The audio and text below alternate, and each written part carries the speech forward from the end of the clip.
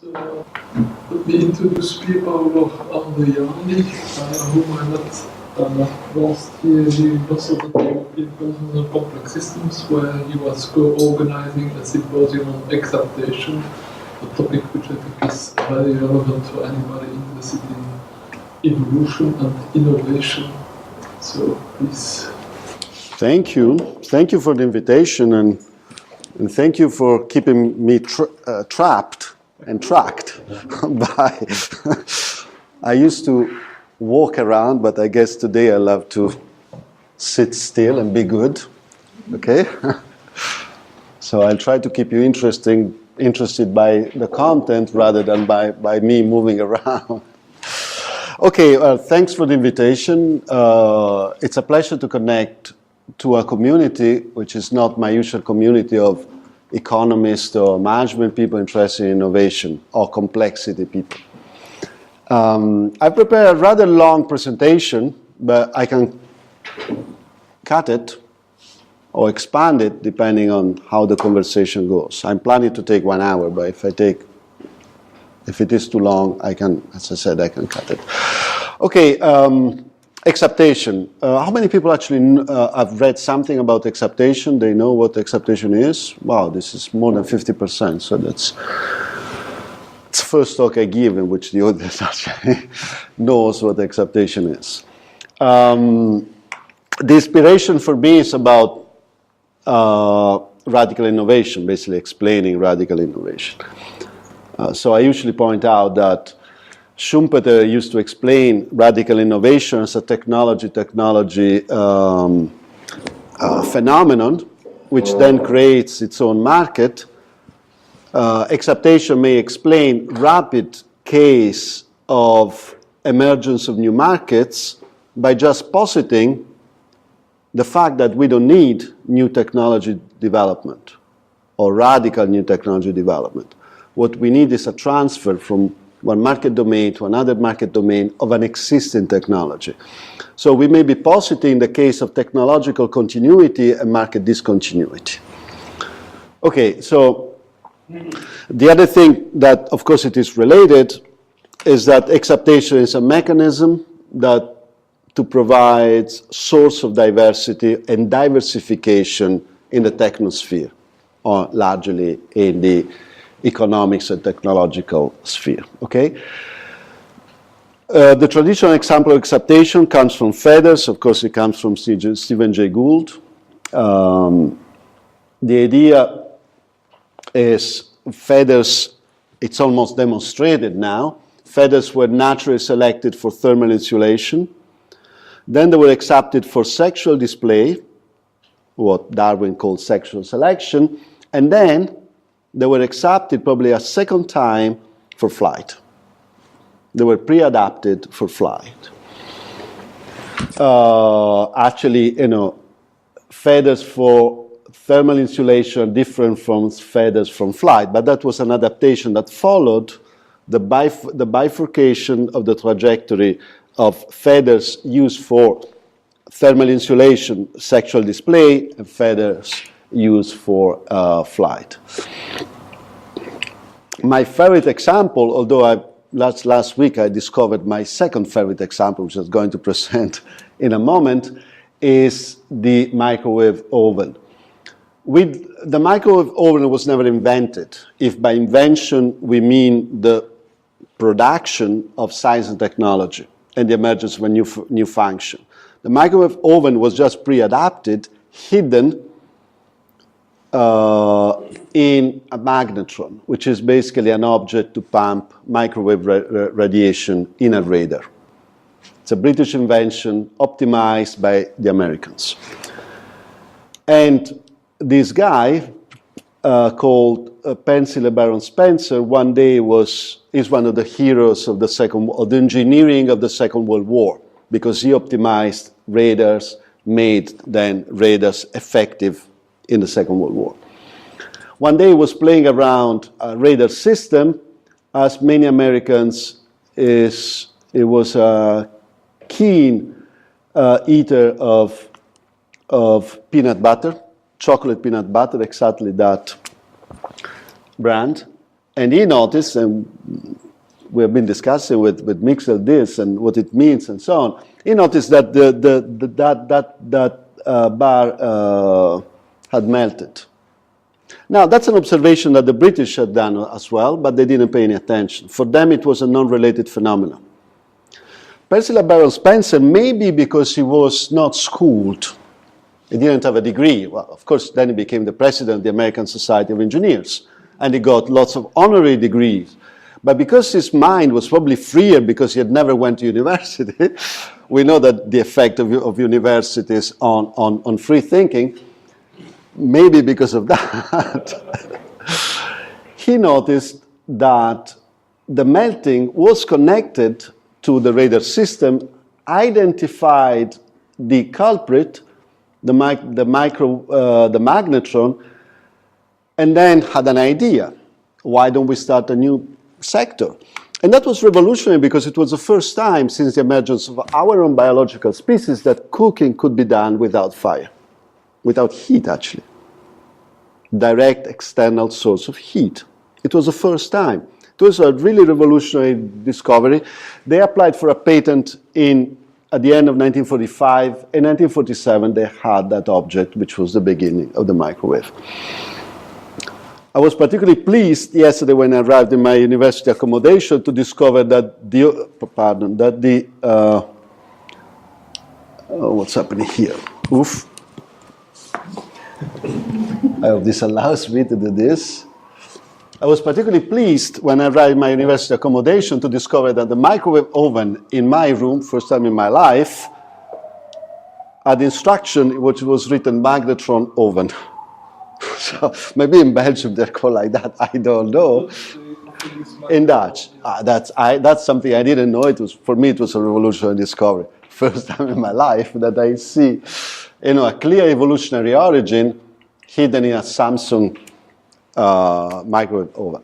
Okay, the microwave, the acceptation started a long series of adaptation that resulted then at 20 years later in microwave ovens becoming widespread. It took 20 years, so it was not one-off. It was not the acceptation and then the new market. It took at least 20 years of development, adaptive development. Classical examples that we find in the literature, I'm referring to the first article published in Economics on acceptation by Du Saraswati and Venkataraman, called The Economic Implication of Acceptation. They cite the CD-ROM, they cite the Edison's phonograph going to a jukebox, they cite something that Stuart Kaufman talks about, the acceptation detractor, okay? We don't need to spend time on this. Even at the beginning of Western history, the Gutenberg press is actually a wine press adapted or accepted into a... But what I discovered last week by reading a book on pharmaceutical is very interesting. I'm citing a few examples, but I'm concentrating on this. Marseille is a branded drug that was developed in the 50s for tuberculosis, which was one of the great killers of the time. We have almost eradicated tuberculosis. It's coming back now. Anyway, Marseille was developed by a range of scientists. It was very successful. I found this article yesterday night, said this material represented a great advance over previous therapy in tuberculosis. And he said, we had no idea such a powerful drug could be developed. They did. But then what happened? During clinical trials, this guy discovered that many tuberculotic patients would get in a state of euphoria, right? And then another guy in Hoffman La Roche at the time went to his bosses and said, why don't we just sell this as an antidepressant? And as it happens very often with serendipitous discovery, his proposal was met with laughter.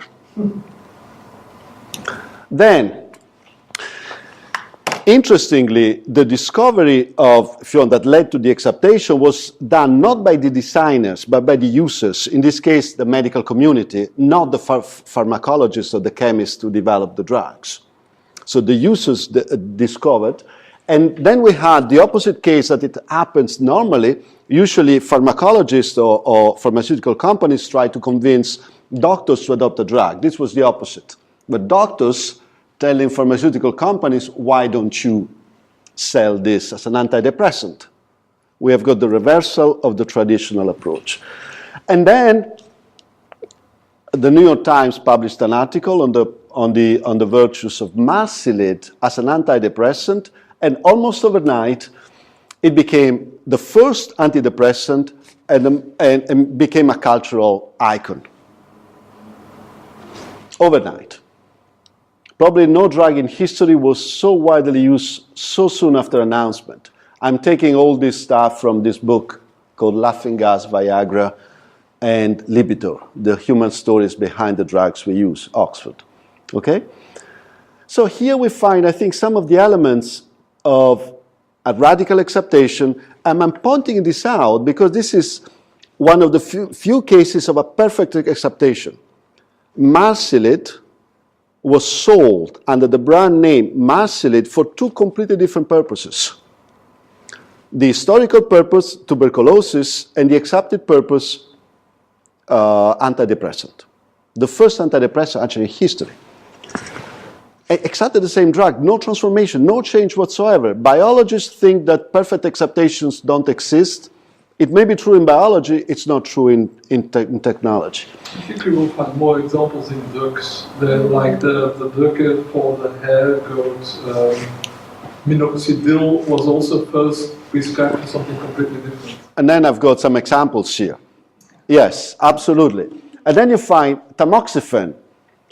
Most used anti-cancer drug, it was actually a poison. Carbolic acid was the first antiseptic. Agricultural antiparasite. Prontosil, sulfamide, the discussion is complicated, but basically it was the first large spectrum antibiotics before penicillin. It was a dye. A dye that had been produced for decades for the textile industry. This is funny because Alfred Nobel was prescribed nitroglycerin as a vasodilator, and he himself wrote, isn't it an irony of fate that have been prescribed nitroglycerin to be taken internally? They call it trinitrin, so not to scare the patients. Imagine if we're prescribed dynamite to be taken internally. Okay? Marsilid, I've cited that. Viagra, of course. Antabuse was the first drug prescribed for anti-alcoholism. Miltown was the first tranquilizer. And Valium is such an acceptation. So here it seems to say, and again, this is anecdotal evidence, but the range of first indicates that acceptation is a major mechanism, at least in pharmaceutical. And I've not seen evidence of the role of acceptation in any other industries which is as convincing as it is here. Okay, I've mentioned acceptation. I'm going to define it a little bit better now. The origin of the concept. It comes from the objection of a biologist called Myver to Darwin. Basically, the objection is, what is the use of 5% of a wing? 5% of a complex organ cannot be adaptive, cannot improve fitness. It's actually maladaptive. So how does an organ goes from 0% to 100% if some stages decrease fitness? And Darwin invented the concept of pre-adaptation. What is pre-adaptation? If the fitness of a trait goes through a maladaptive state, decrease of a fitness, it means that that trait must be pre-adapted for a different function. And then the excitation happens and we have a combined fitness. So at the beginning, can I move a little bit, or do I have to stay exactly? No, you can. Do I have to be an Englishman? Okay, not moving my hands. I can move my hands. Okay. Probably the initial appendages in biology were used not for flight, but for climbing trees or for other reasons. And then they became wings. That was Darwin's idea. That's the famous definition by Gould and Verba in the first article in which they coined the term acceptation. Similar definition can be found in the history of technology, or again in paleontology by Tattersall. Gould defined the difference between historical use and current use. What is based on improvement on historical use is adaptation. If there is a transition between historical use and current use, that's an acceptation. And in fact, he said all the two should be described by a more general term called aptation. Aptation has never taken hold in biology, it's been forgotten. As I said, it was in Darwin. This is a quote from the Origin of the Species, in which an organ evolved for flotation was used for respiration. This is a quote from Darwin. I think he got the order wrong. Probably. It was originally for respiration, that was for flotation. But whatever. Is the concept important? E.O. Wilson, probably the greatest at the moment, inventor of sociobiology, and then he repudiated sociobiology. It's gone massively for group selection and so on. In his latest book, says that each step of the evolution of humans and culture in humans is a pre-adaptation. So it's a dramatic statement about the importance of acceptation. I don't quite understand the term pre-adaptation. What's the difference between pre-adaptation and acceptation? In my opinion, there's no difference. They're just synonyms. Darwin used pre-adaptation, but if you want, there's a tiny difference. In Jay Gould's interpretation, Jay Gould builds on Darwin, but introduces the idea of spandrels. So traits that are evolved for no reasons, that's a correlation of growth, that then find a use. For him and Verba, that was an acceptation. For Darwin, it was organs developed by natural selections only that then found a new pattern of use which became an acceptation. In my opinion, there's no distinction between the two acceptations. For Darwin, they already had to have a function first, yes, and then develop a second function later, yes. While in Gould, they could not have a function, yes, yes, side effects, yes, and then develop. Yes, yes, but in fact, for me, they are exactly the same. Certain people distinguish, but I find the distinction rather flimsy. In fact, there are people who talk about pre-adaptation, like E.O. Wilson. Catani has written important papers on acceptation and innovation. He talks about pre-adaptation. Other people talk about acceptation, but frankly, in my opinion, it's the same. Is the term used? If you do an n-gram analysis, you know n-gram? It's a Google stuff which you can track frequency of words in the published literature. You find that this is the pattern of acceptation, starting, of course, from 1982. But if you see the frequency, you see that the difference between acceptation and adaptation is about 10 to the 6. So 6 orders of magnitude.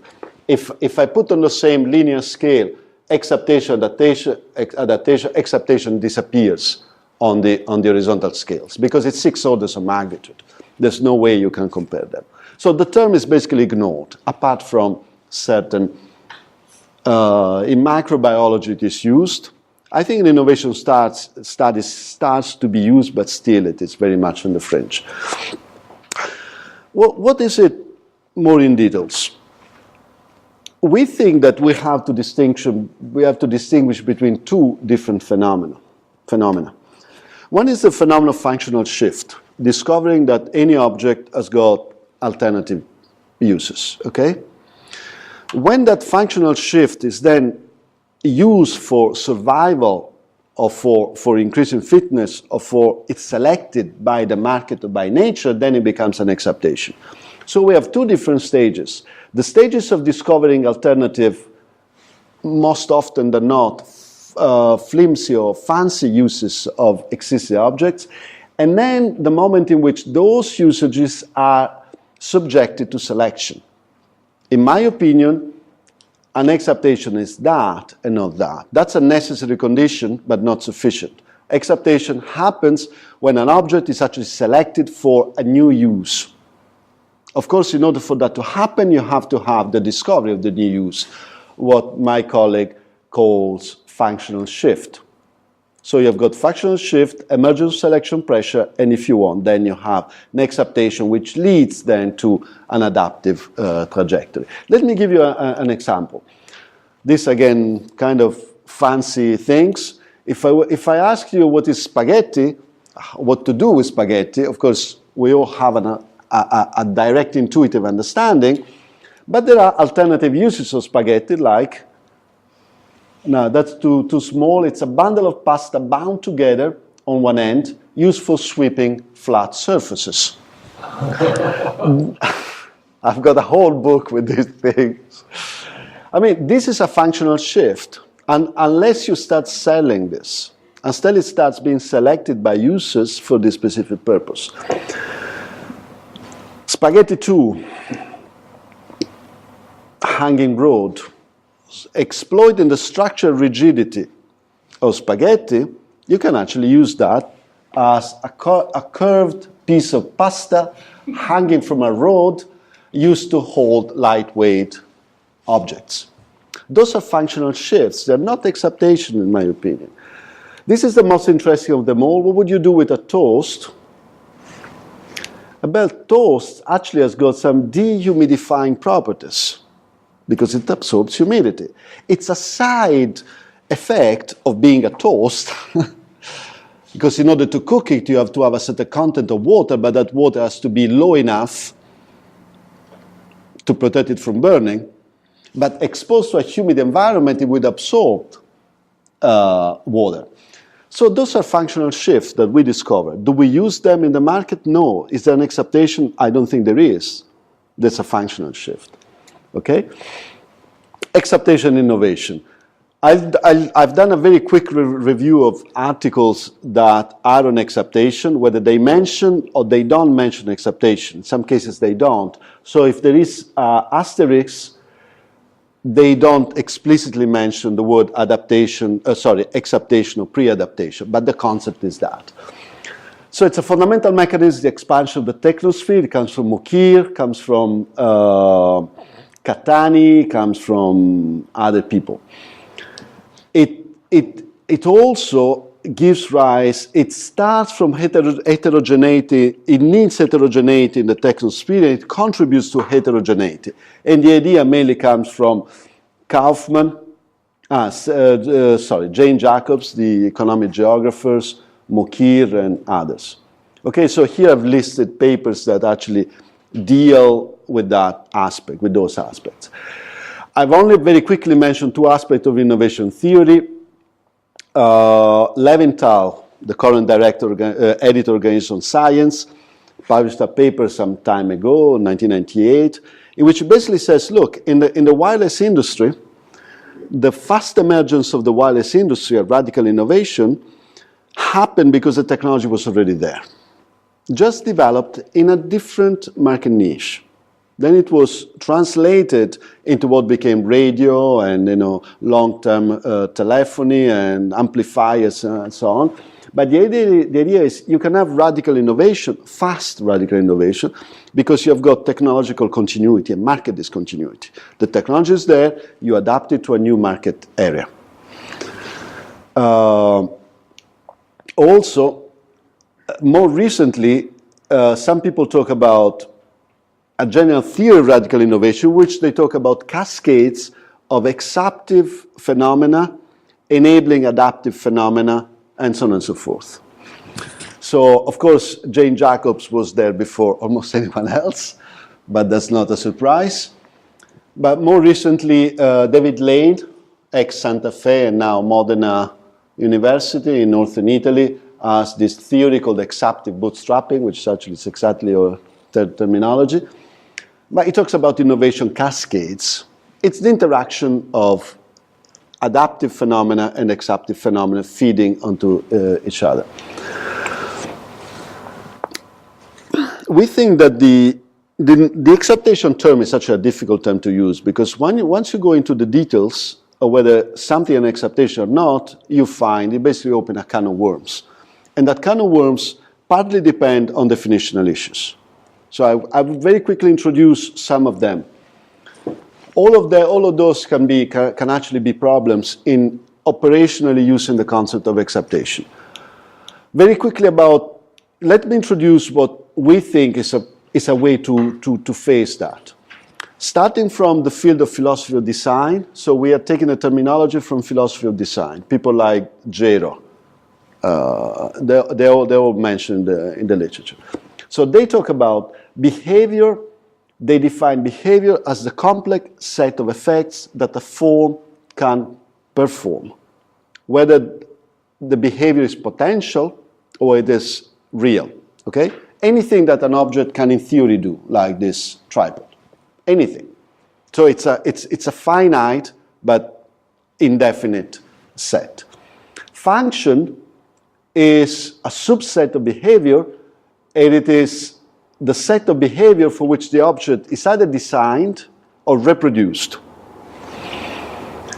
Function may depend on a purpose. Engineers have a purpose in mind. Engineering is a purposeful activity. The purpose might be realistic or maybe unrealistic. Try to build an engine that does 100% energy conversion is clearly unrealistic. So the purpose may be outside of the behavior. And this is where philosophy of design basically says, we think that we have to add two more distinctions. One is the area of functionality, which is the general class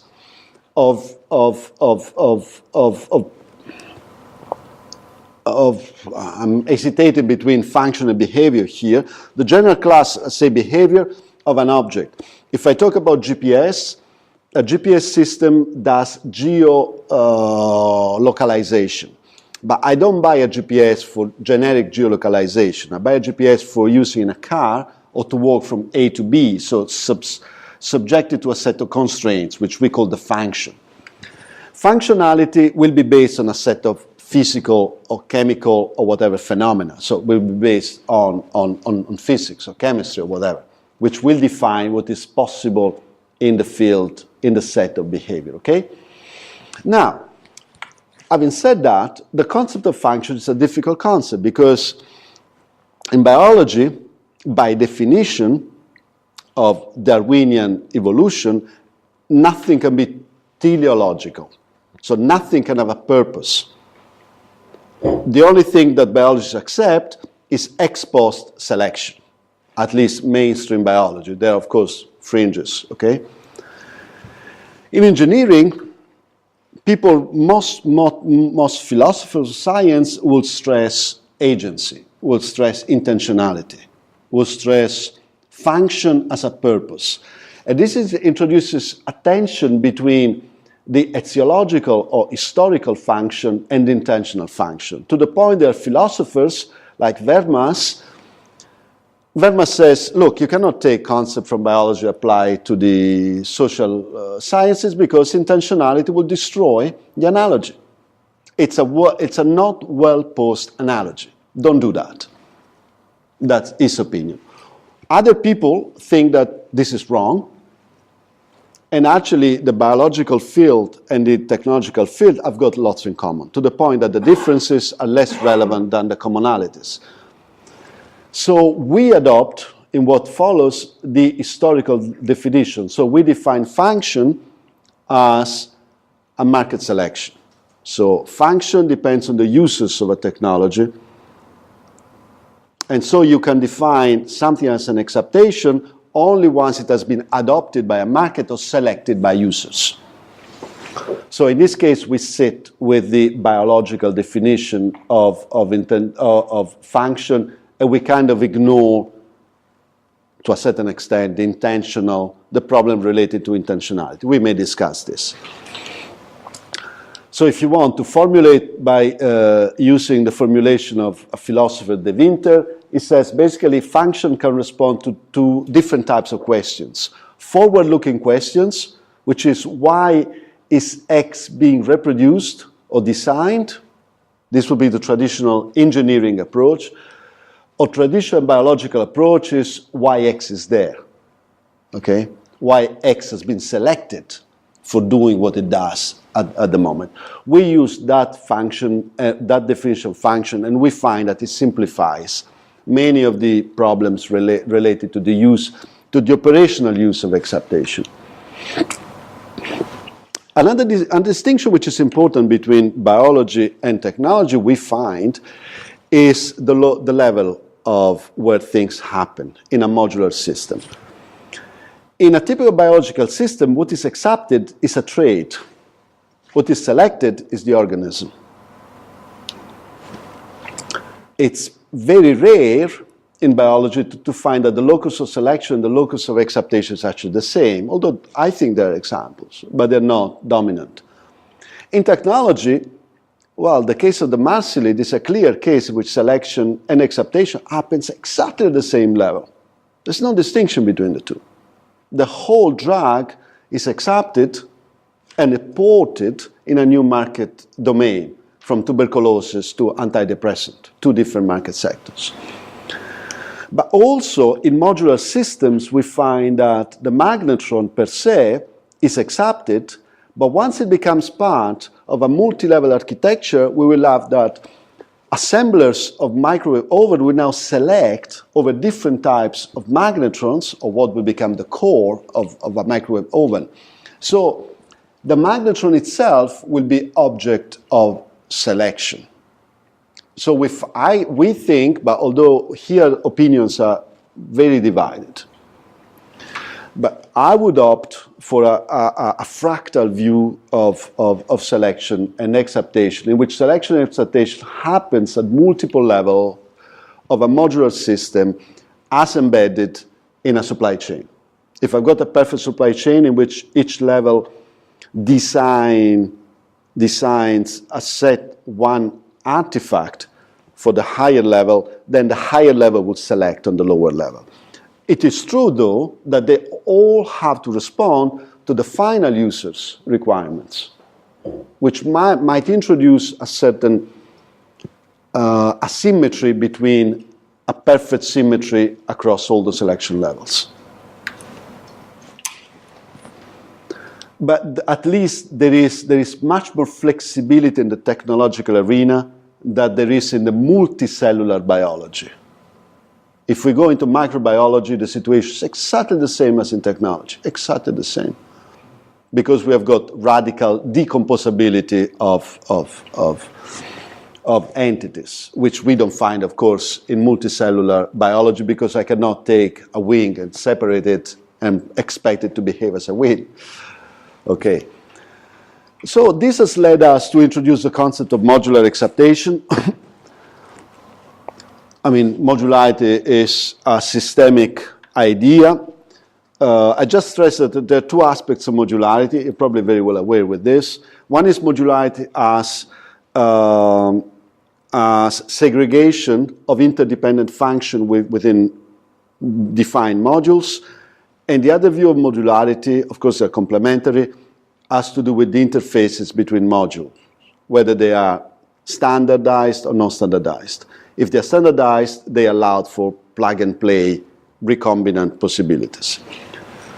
Okay. Of course, it was modularity is related to the idea advanced by Simon of evolvability.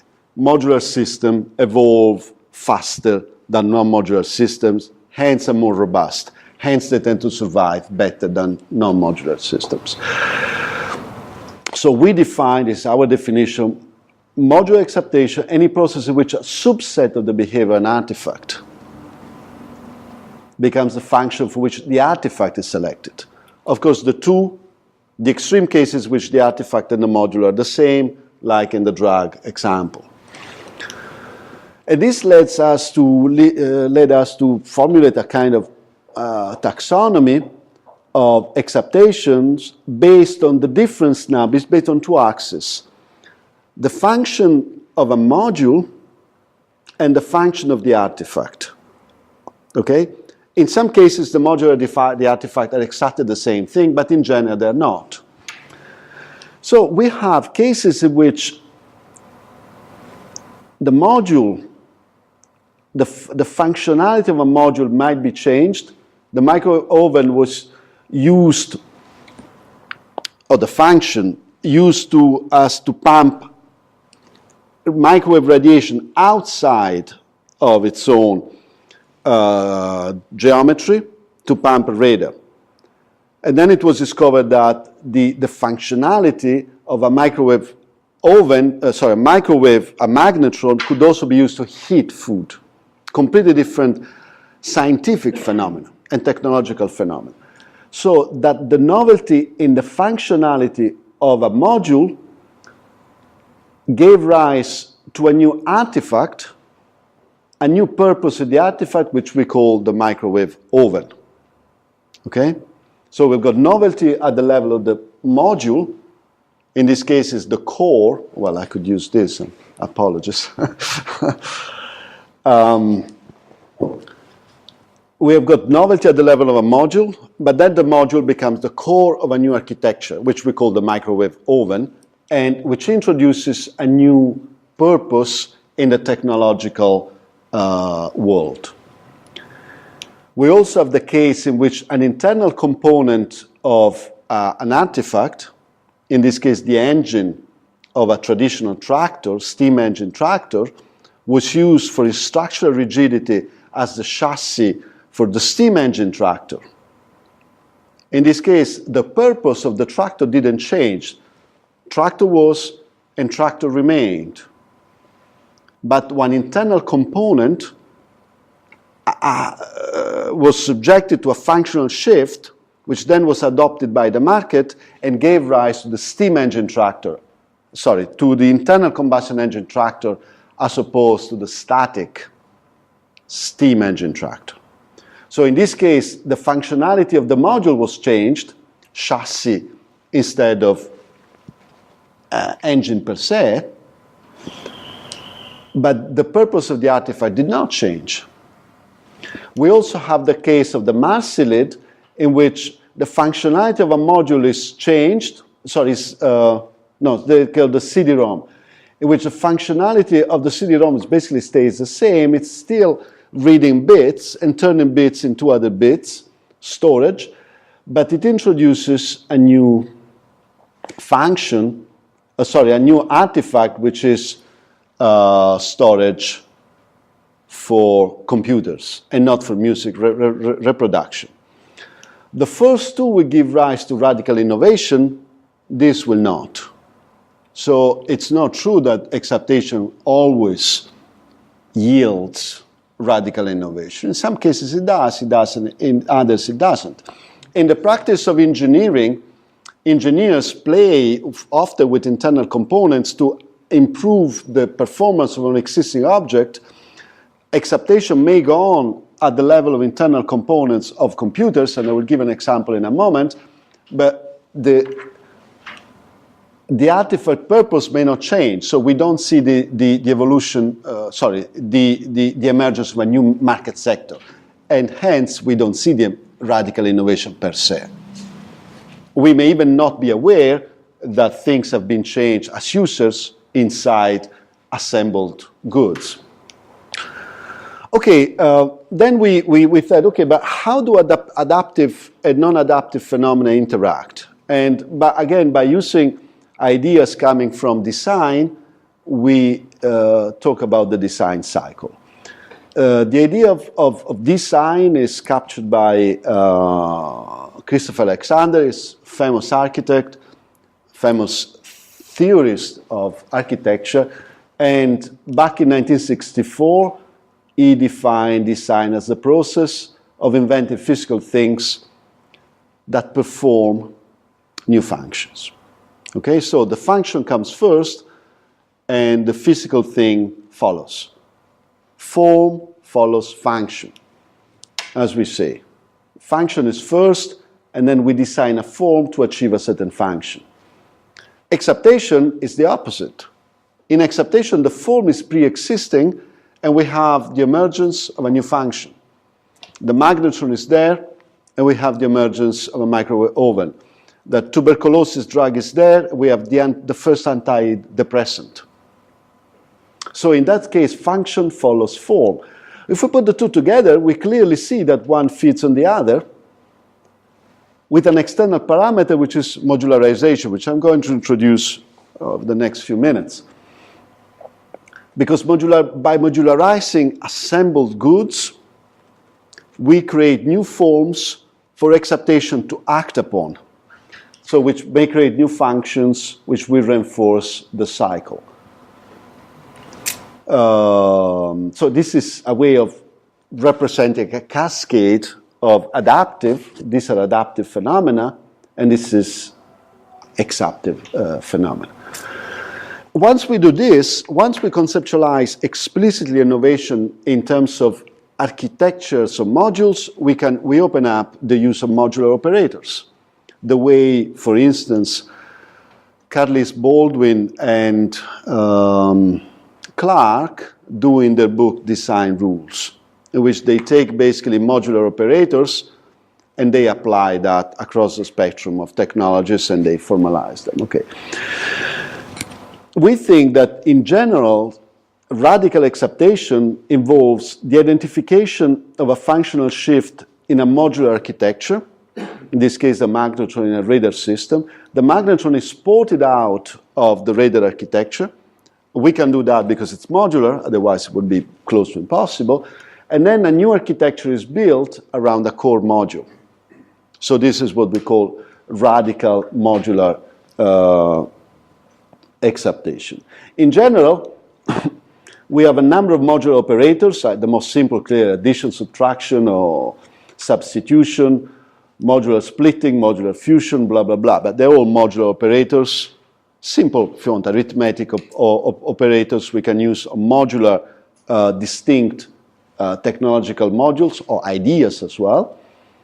So I will give a few examples of why, in this case, I'm kind of reversing now the approach. What I'm saying now is that improvements at the modular levels, driven by modular operators, can have adaptive consequences at the modular level, but exaptive consequences at the artifact level. So this is a slightly different way of representing the role of acceptation. Examples. Modular artifact. If I improve adaptively the performance of a module, this may lead to the emergence of a new market for an artifact. And the example of, we were talking this morning with Mixel about Christensen disruptive innovation. I don't know if you're familiar with. Improvement at the modular level of the memory storage led microcomputers to invade a non-competing market segment, which was that of mainframe computers.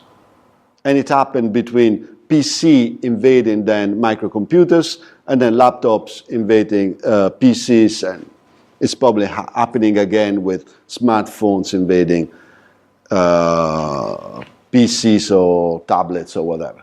So this is an adaptive improvement at the modular level, creating an increase in performance at the artifact level, which then triggers an invasion, an unintended market invasion. But also we have addition of a module, addition of a camera to a mobile phone, led, okay, the idea was, okay, I add a camera to my mobile phone so I can send photos, the MMS, as opposed to SMS, right? But what they were not predicting is that once you have, basically you reduce everything to bits, images and text, then you can do all sorts of other things like barcode scanning, which is leading to a new way of interacting with the external reality. It's not pictures coming in and being transmitted, but it's taking pictures codes and analyzing them in order to connect to other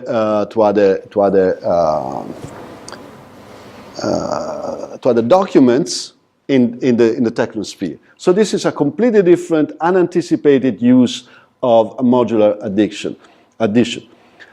We can also have modular fusions, and my examples, although it's a fascinating example, starting from a Lyonnais textile loom workers called Jacquard. I don't know if you're aware of the Jacquard loom.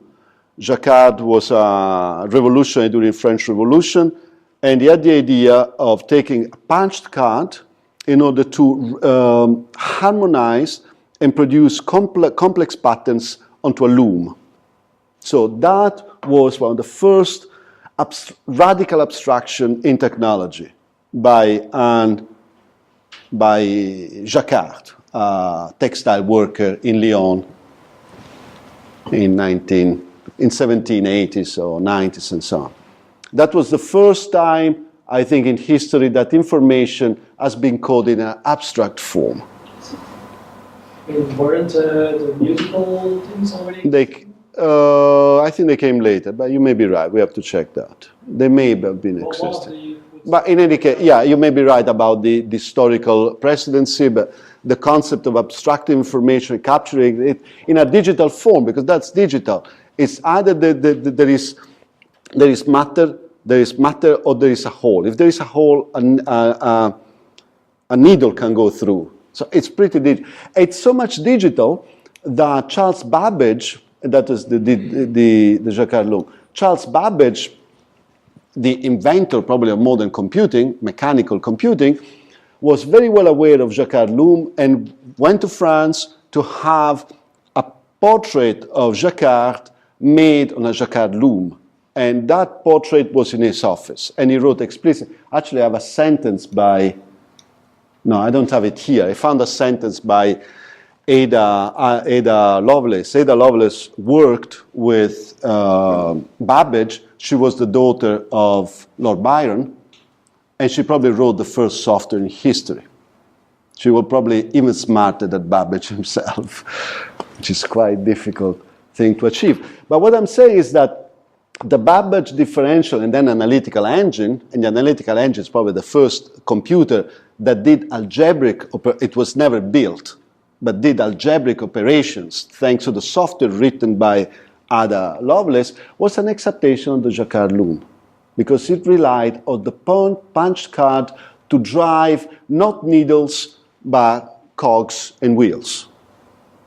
Never built. What's built there has been built by the British Museum, I think in the 90s or in the 80s, on the basis of the designs that Babbage and don't remember his name. And then that started an adaptational trajectory which led to IBM largely. Mechanical calculators and so on. But it started from a fusion of those two technologies, a loom and a punch card, which created the Jacquard loom and so on and so forth. Okay, I'll say something about this, and then I close. If we then conceive modularity, how to integrate different modules in architectures. A generic module, which I represent like that, okay? A generic module, let's call it X, is designed to perform a certain function. I call it FD, designed function, let's call it alpha. But the simple fact of existing, for the simple fact that any technology may be exposed to unanticipated context, it may reveal functional shifts and give rise to acceptations. Any module will be characterized by a set of functions, accepted functions from 1 to k. We have no ideas how many, but we know they exist. Okay? And this is plausible based on experience of acceptation. The same thing from a module Y, designed for a function delta, but characterized by a number of accepted functions from 1 to n. What happens if those two modules have been designed in order to be put together in an integrated architecture? They have been designed to be put together, to be assembled in an interdependent architecture. If you want, by using Kaufman's NK approach, K is maximum. So there's maximum interdependency among modules. Well, if we do that, we construct a supermodule xy. Xy is designed to perform a function epsilon, and of course will be characterized by a number of accepted functions or acceptable function from 1 to p, right?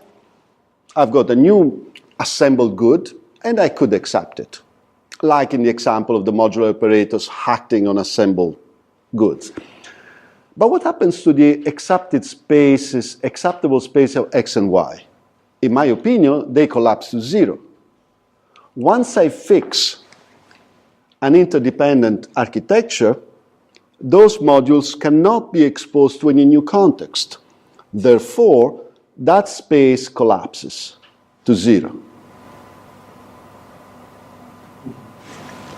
Of course, I made the assumption that those technologies have been developed for the purpose of being integrated in that architecture. Therefore, they don't have an independent life. I've got examples of technologies being developed in this fashion, okay? Of course, the process is recursive. So if I create now a XYTZ module, super module, that acceptation space will collapse to 0. What happens if I reverse it now? And I may reverse it in two different ways. One way of reversing it is modularization. What is modularization? Modularization is now killing the strong interdependencies among modules. So in a way, giving back a level of autonomy to the individual modules. By using the NK, you're familiar with the NK, Kaufman NK model? Yes, no? I can introduce it very quickly. Basically, the NK module, Stuart Kaufman, 1993, is a idea that I can describe networks in terms of Boolean operators, in which I've got n entities.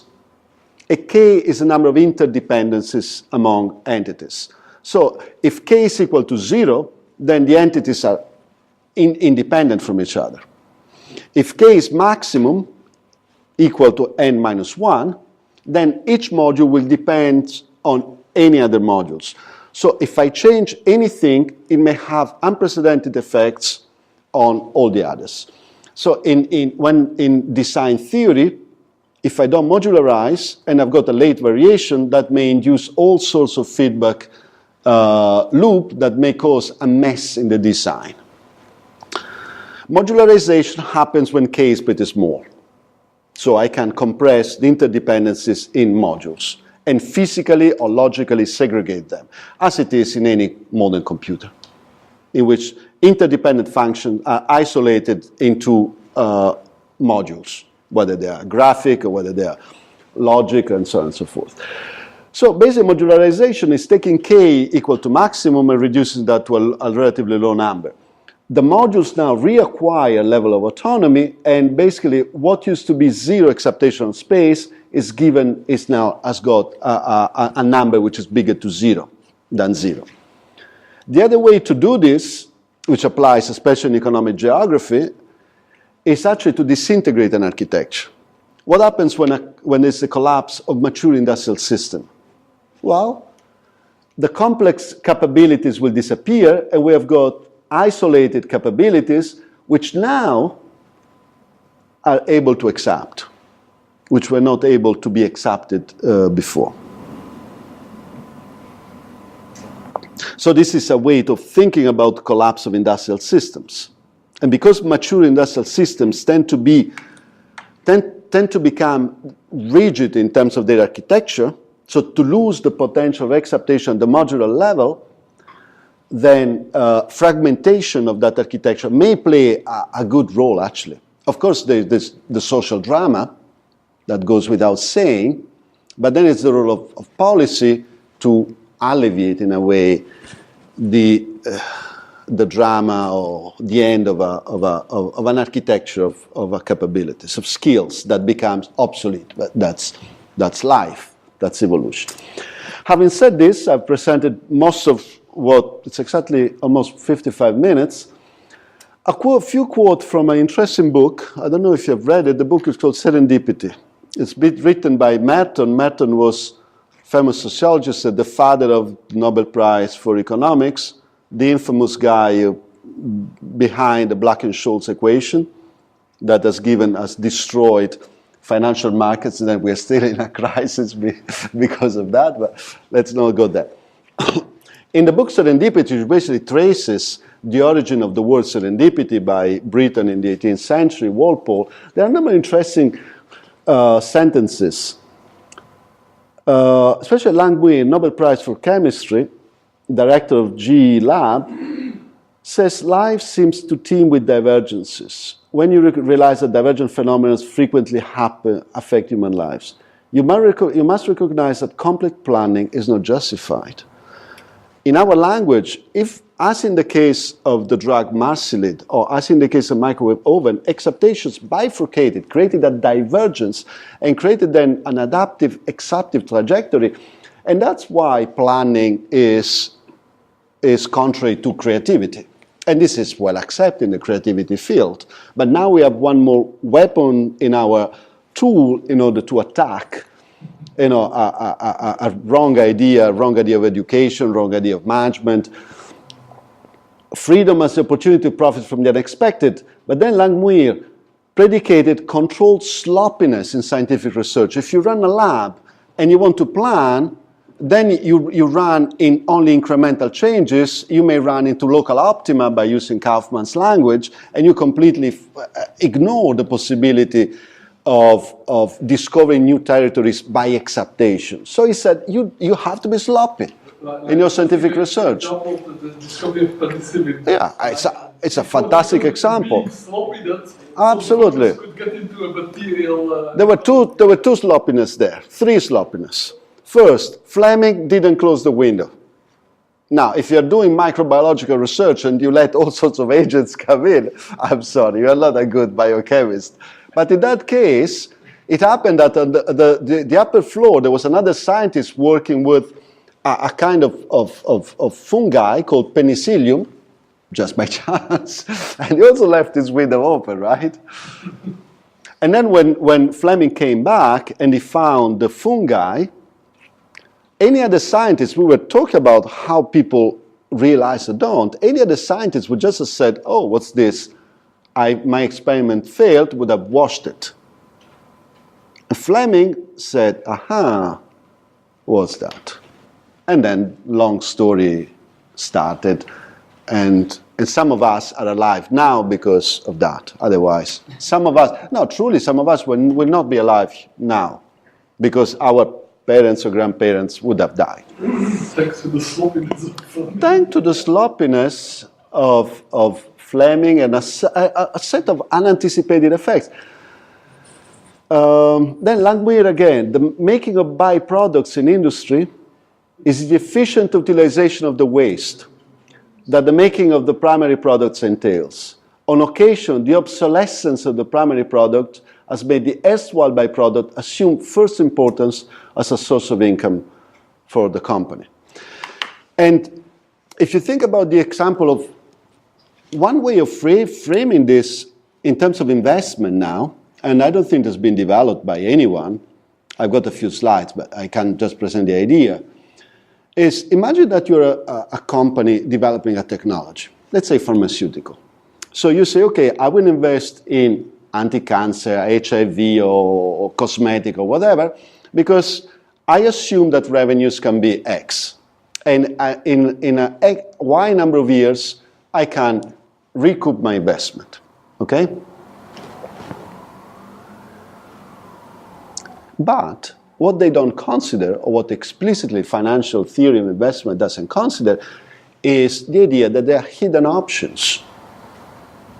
When Hoffmann-La Roche invested in developing tuberculosis, they didn't know that the hidden option was actually the antidepressant, a much bigger market.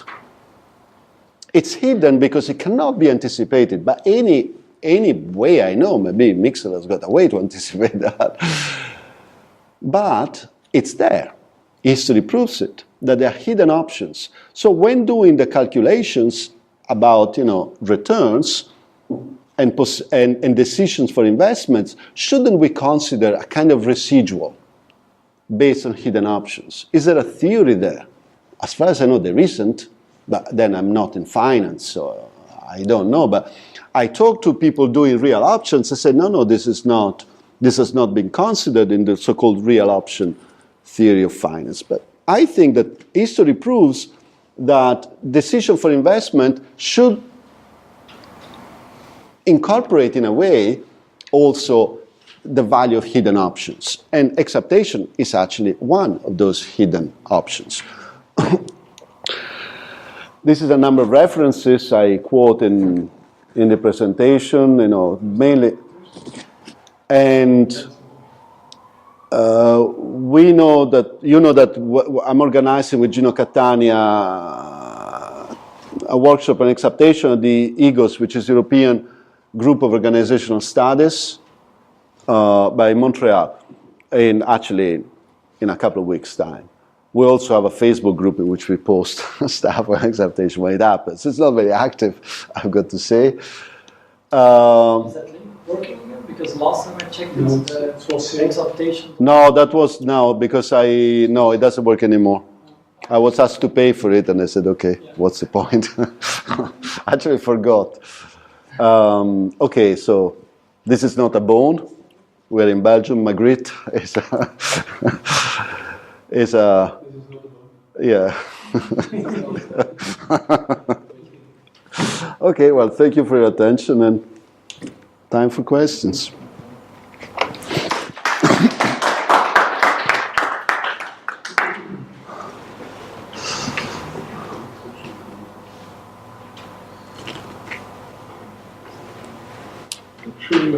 It's just, Go ahead.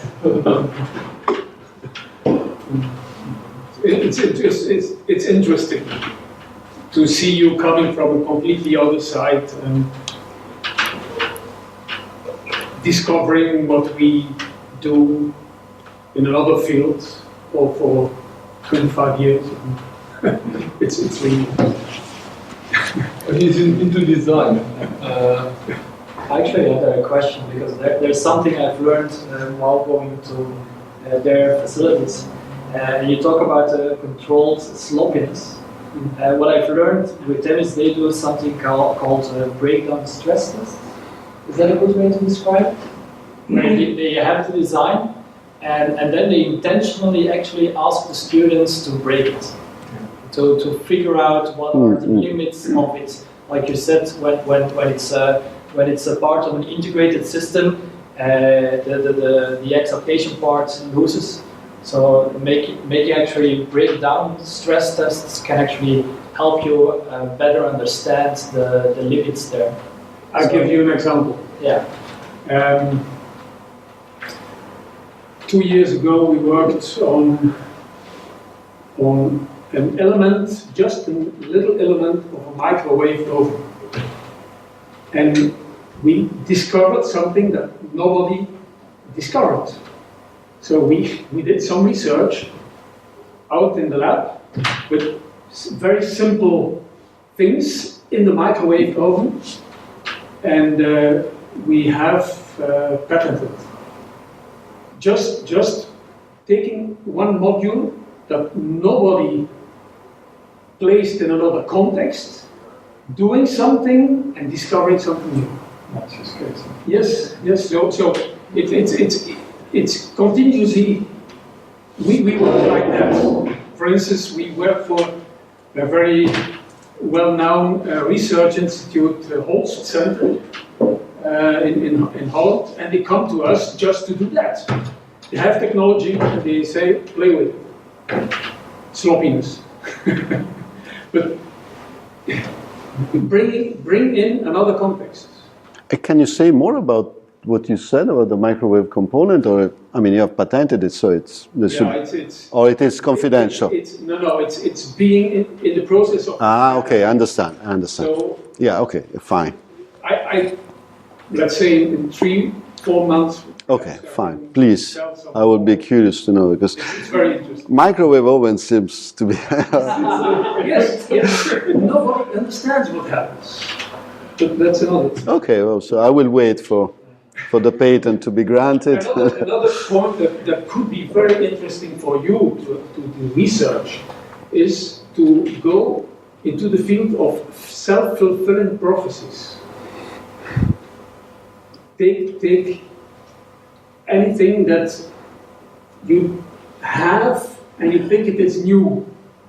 When nobody accepts it as new, you have to make an environment where people can look at it from a completely different position, and it will happen. And everybody will say, it's new, yes, it's new. It's a self-fulfilling prophecy. And there is in design a whole world of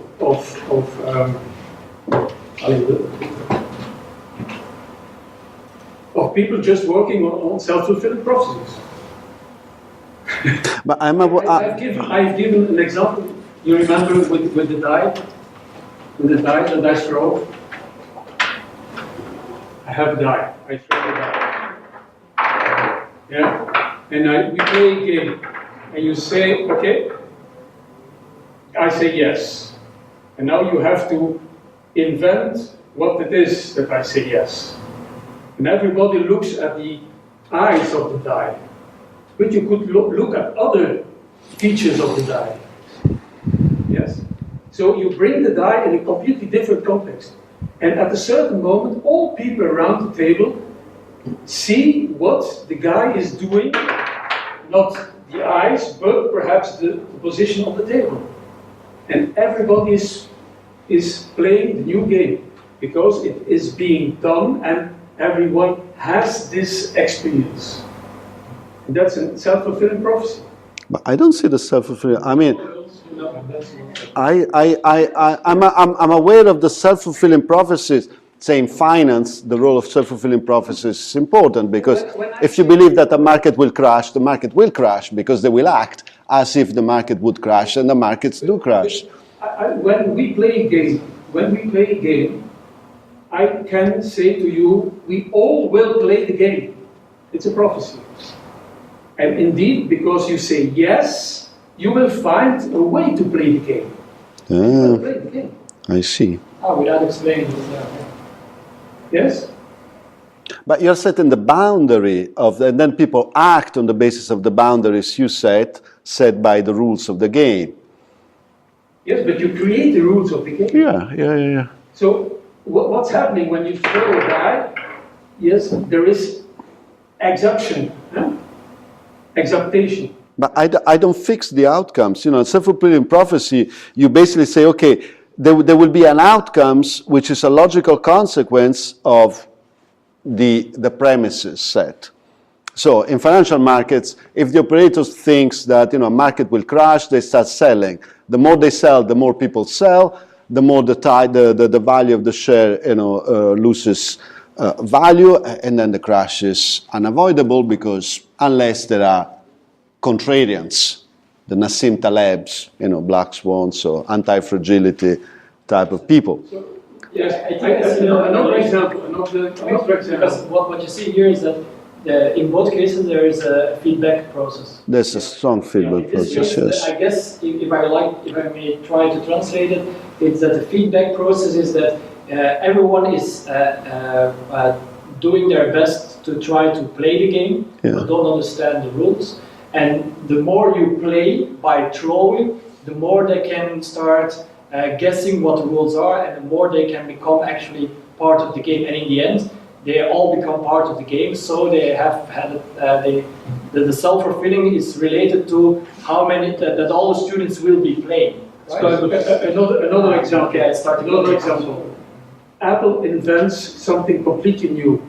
They say we have invented it.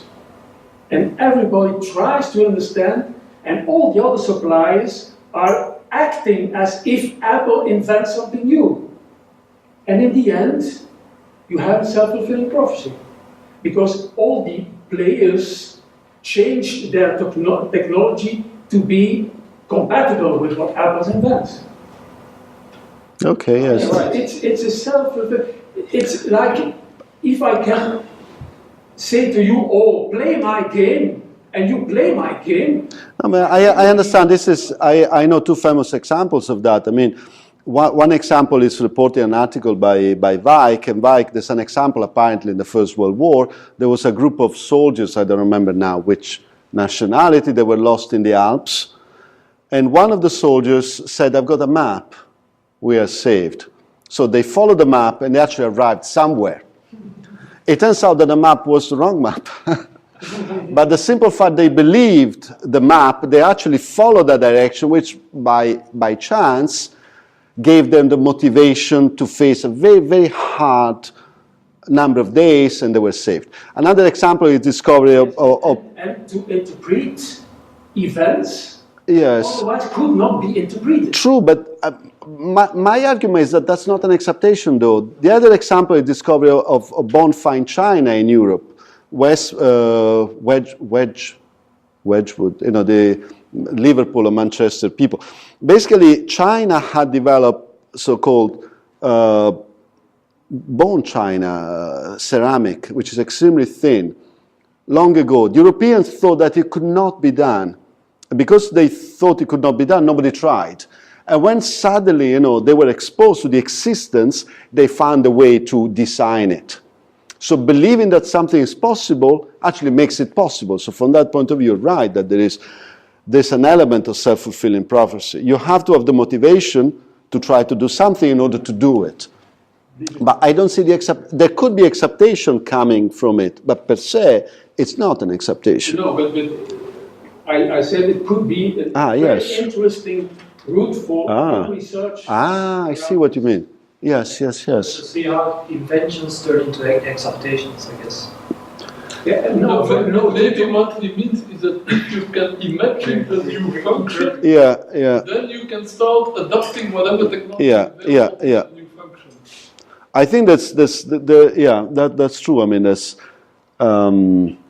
the creation, if you want, it generates a new ecosystem. Then within the elements of that ecosystem would correlate with emerging context or new context, and then acceptation will emerge. So yes, that leads the question which environments are more conducive to acceptive phenomena and which environments are not. That's a very important question. We published a paper, just appeared last month in Complexity, with a British biologist, and basically in that paper we try to analyze, I mean it's kind of very, very descriptive, but basically the idea is as ecosystems that are very poorly connected don't give rise to acceptation, for the simple fact that, you know, the exposure to context is thin, the probability is low. Too densely connected environment become environment with a K in Kaufman terms very, very high. So yes, it's the example of the fragmentation modularization. So you have to have environments in which modules are free to be, are autonomous to be exposed to new contexts, but they're neither too loosely connected or too densely connected. Of course, it is a descriptive description. And not, you know, not. I think that's a very interesting idea. I might mention one example. I have always been like to play with ecosystems, and you can make an ecosystem simply by having an aquarium in which you put all kinds of creatures, plants, animal, invertebrate, and you just see what happens. And some of them disappear, they die. Some of them thrive and start doing lots of things that they didn't do before. And from time to time, you see one of the creatures kind of finding like a new niche. For example, I had in the aquarium a fish called a stickleback, which is normally a predatory fish which catches small swimming or crawling creatures.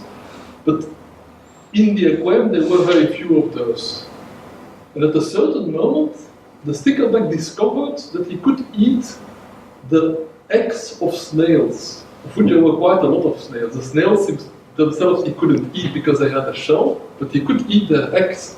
And then suddenly that stickleback started to grow very quickly, while before it was very small and thin and couldn't find enough food. So that's in a sense kind of discovering a new niche, which from the point of view you could say that it's as if the shell, the eggs of the snail suddenly had a different function in the ecosystem. They now became food for the fish. Well, before, yeah, they were just there to reproduce the snails, but there were more eggs than there needed to be for the ecosystem to be in balance. But you know that snails are a problem in many aquaria. Yeah. So you have an opportunity there.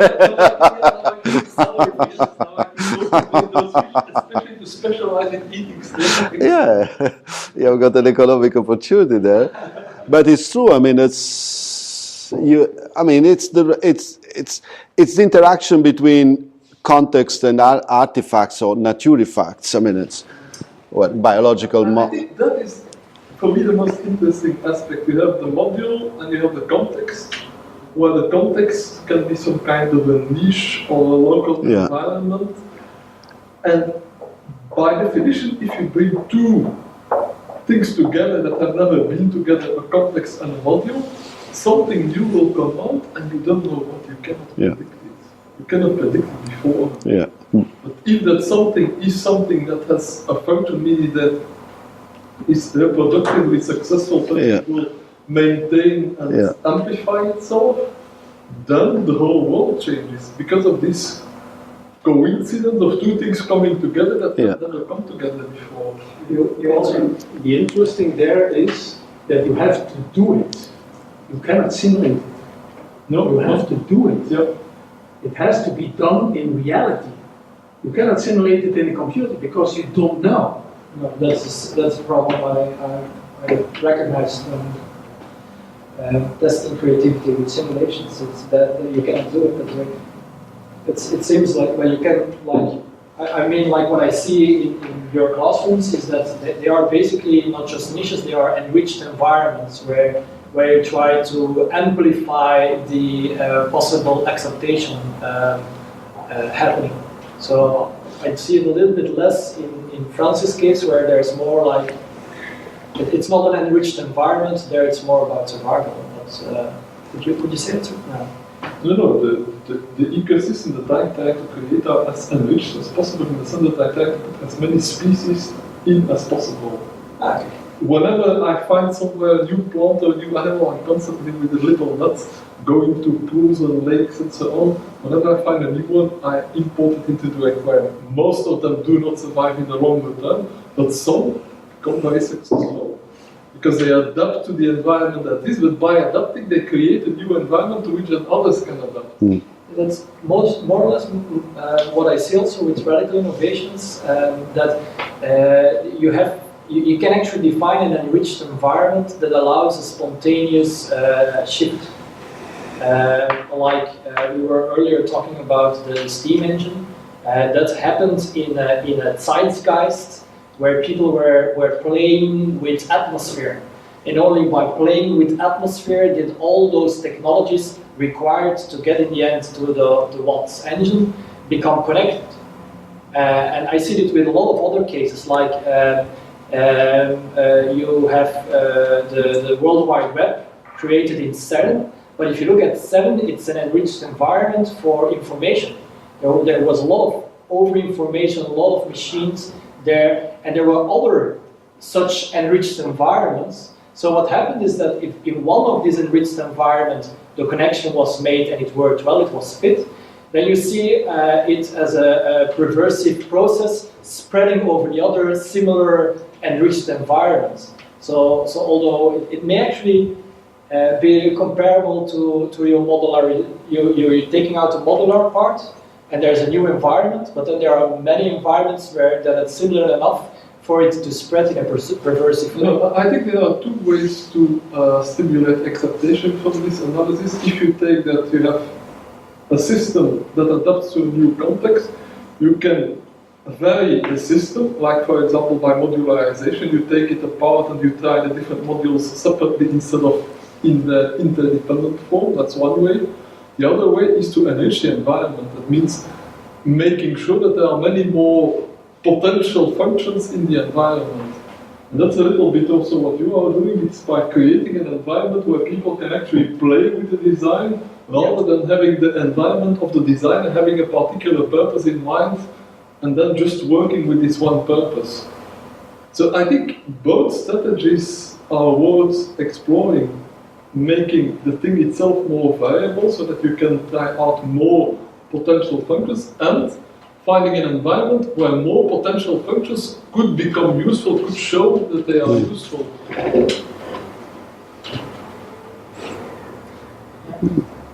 It's why the graph you created with the modular acceptation versus and the radical innovation, it looks very similar to a study that has no relation with it at all, but the architectural innovation.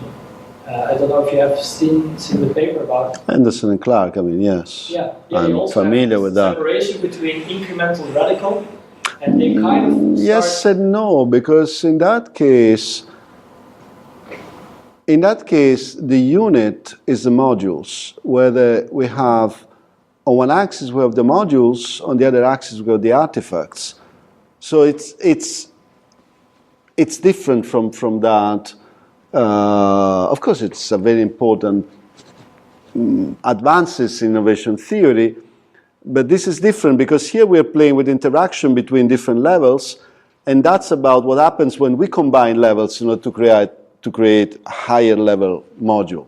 Here we've got the lower level modules on the horizontal axis and the artifacts, the higher level module on the vertical axis. So yes, there may be recombination, but it may not be. But the roles are different. And that's where we play in order to try to characterize different types of acceptations. So we play with this concept of functions, of functionality at the modular level, and purpose on the artifacts level, in order to re-inject, if you want, the intentionality in the discussion of acceptation, because at the end we do technologies. We're interested in the social. I mean, let's say I say mostly, business, let's say from a technological point of view. Of course, you are in a more nuanced position dealing with distributed both biological and technological systems, in which intentionality is probably in some cases more emergent, distributed or emergentist than in an explicit technological case. Yeah. So it plays a role, but it doesn't need play a role. In fact, in the case of the single level acceptation, like the drug, the pharmaceutical, it doesn't play any role, because in that case selection and acceptation happen exactly the same level. So you got the module and the artifact are exactly the same thing. But that's a particular case of a more general case, we would say. I was wondering about that case because when the selective level and the acceptational level kind of collapse when they get together. First of all, they seem to appear at two levels, and I was also wondering, could you actually describe it as a bootstrapping process, or if not, can you actually try to tell what you find the difference between? Now, remind me what you mean by bootstrapping. Well, the bootstrapping is that A creates B and B creates A. So it's a big autocatalysis in that case. So it comes from Baron von Münchhaus, who lives himself. Yes. I see. In a physical environment, that's impossible. But when you're dealing with information, there is no conservative law of momentum, and actually. Yes. Yeah. So I see that with the drug part as well. That is that. Actually, the whole setup of the way the pharmaceutical industry works, which is like we don't know anything about all those things, we just play around with them, and we believe that combining things in a certain thing will give us a certain result. But they are actually playing with things that have never been played with before, and so it's maybe there for a good reason that it creates this it bootstraps actually a new function for a new product, because it's never been played. In the case of the drug, I would not call it bootstrapping, because you have the molecule which remains the same, which adapts to a new function, and that's it. But in the microwave case, there you have a bootstrapping, because you have the module which suggests a new function, and the new function suggests changes to the module, which themselves make changes in the function, and like that you have the bootstrapping between the function and the module, and in the end you have a completely different product used for completely different things. While in the case of Modular, it's exactly the same product but used for completely different things. But the bootstrapping is when the new function also changes the module that performs the function. So that's not in this case. I was wondering how you need to call it. Yeah, that's right. I mean, that's in the modular case. If it is a radical modular case, the emergence of a new function at the level of a module may lead to the extraction of that module from the current architecture, the aggregation of a new, or the design of a new architecture around the accepted module and function, which then leads to a redesign of the core module in order to be effective and efficient and safe in a new architecture. So in that sense, there is a bootstrapping of the object causing an effect which then feeds back on the object or module itself. The other way to interpret that, but another way to interpret that is in the sense of cycle. An acceptation leads to a new function then leads in a more abstract sense to the redesign of the original form in order to achieve that function which has emerged serendipitously. But that's the more abstract way of saying the same thing. Yeah, I'm pretty sure that the same happened with feathers, for example, that the feathers that originally were for installation had quite a different shape from the feathers that are used for flying. In fact, I pointed out, if you see a feather and if the central, can remember the central axis of the axis, if it is symmetric, it's not for flight. It's for sexual display typically. If it is for flight, it has to be asymmetric in order to create then the lift, the foil. And of course, that redesign happened driven by natural selection, so it happened later. Of course, it feedback back on this. So in that sense, yes, there is a bootstrapping. There's a bootstrapping in the sense that it creates an adaptive trajectory that modifies itself, and the fuel for the modification is the increasing fitness at the level of the organism, which now has got more calories to spend on the improvement of parts that have become selectively more important. In that sense, yes, I understand what you mean, yes. In this sense, it is interesting for companies, to look for hacking, for people who hack their products. Absolutely, absolutely. Just to see in what environments other functions become important. Yeah, you don't need an enriched environment like your school. Because when I went over there, I actually noticed that the whole building of how the structure is created is in function of this freedom, which is of course not every school can have. It's been built a few years ago, so it's a modern architecture. But I can even understand that depending on how the whole structure is created, some of the freedom is not possible, so you cannot play with it in a certain way. But no, I never heard of acceptation before, but I now hopefully understand it more. If I listen to you, adaptation follows acceptation, who creates modulation, and not logic who creates acceptation. So the two are complementary. You can have no adaptation without having had first acceptation, because you just use it in the same terms. I mean, if I have an invention of that clock is microwave, that's an acceptation that has to be adapted to put it in a new context to have a new product. By itself, if it is the same, then there is no innovation. No. The cases of I think you get the order of the process. The adaptation, it develops for a particular function, and you have the acceptation. You discover that it's also useful for another function, and then you start developing it all the same. Not necessarily. Okay, but is the beginning, or is the first adaptation an acceptation, or are the two complementary, and can you not say which starts first? I would say it's a chicken and egg. It's a chicken and egg problem. When the first humans started to produce let's say, tools, and the first were stones that were chipped away in order to be used in order to cut or in order to kill. They started from what was an existing object in nature, stones. Were they adapted? No. So they were called naturifact. Basalla called them naturifacts. And naturifacts can be transformed. Could we say accepted? Maybe. It becomes very... In the definition of acceptation, they say that it can have no... It can be no function and so, but it's a correlation of growth. Now it is, by Stephen Jacob. Anyway, we're going to a kind of discussion that the point is that you're right. When acceptations start a new technological trajectory, because I think there are two ways to look at new function. The new function can be new with reference to any market. We talk about technologies.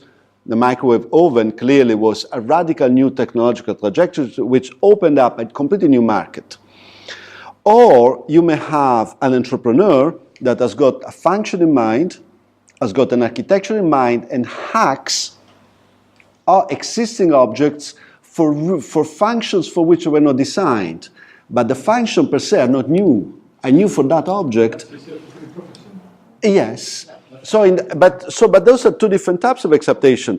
The latter is what more internal acceptation, which does not create radical innovation.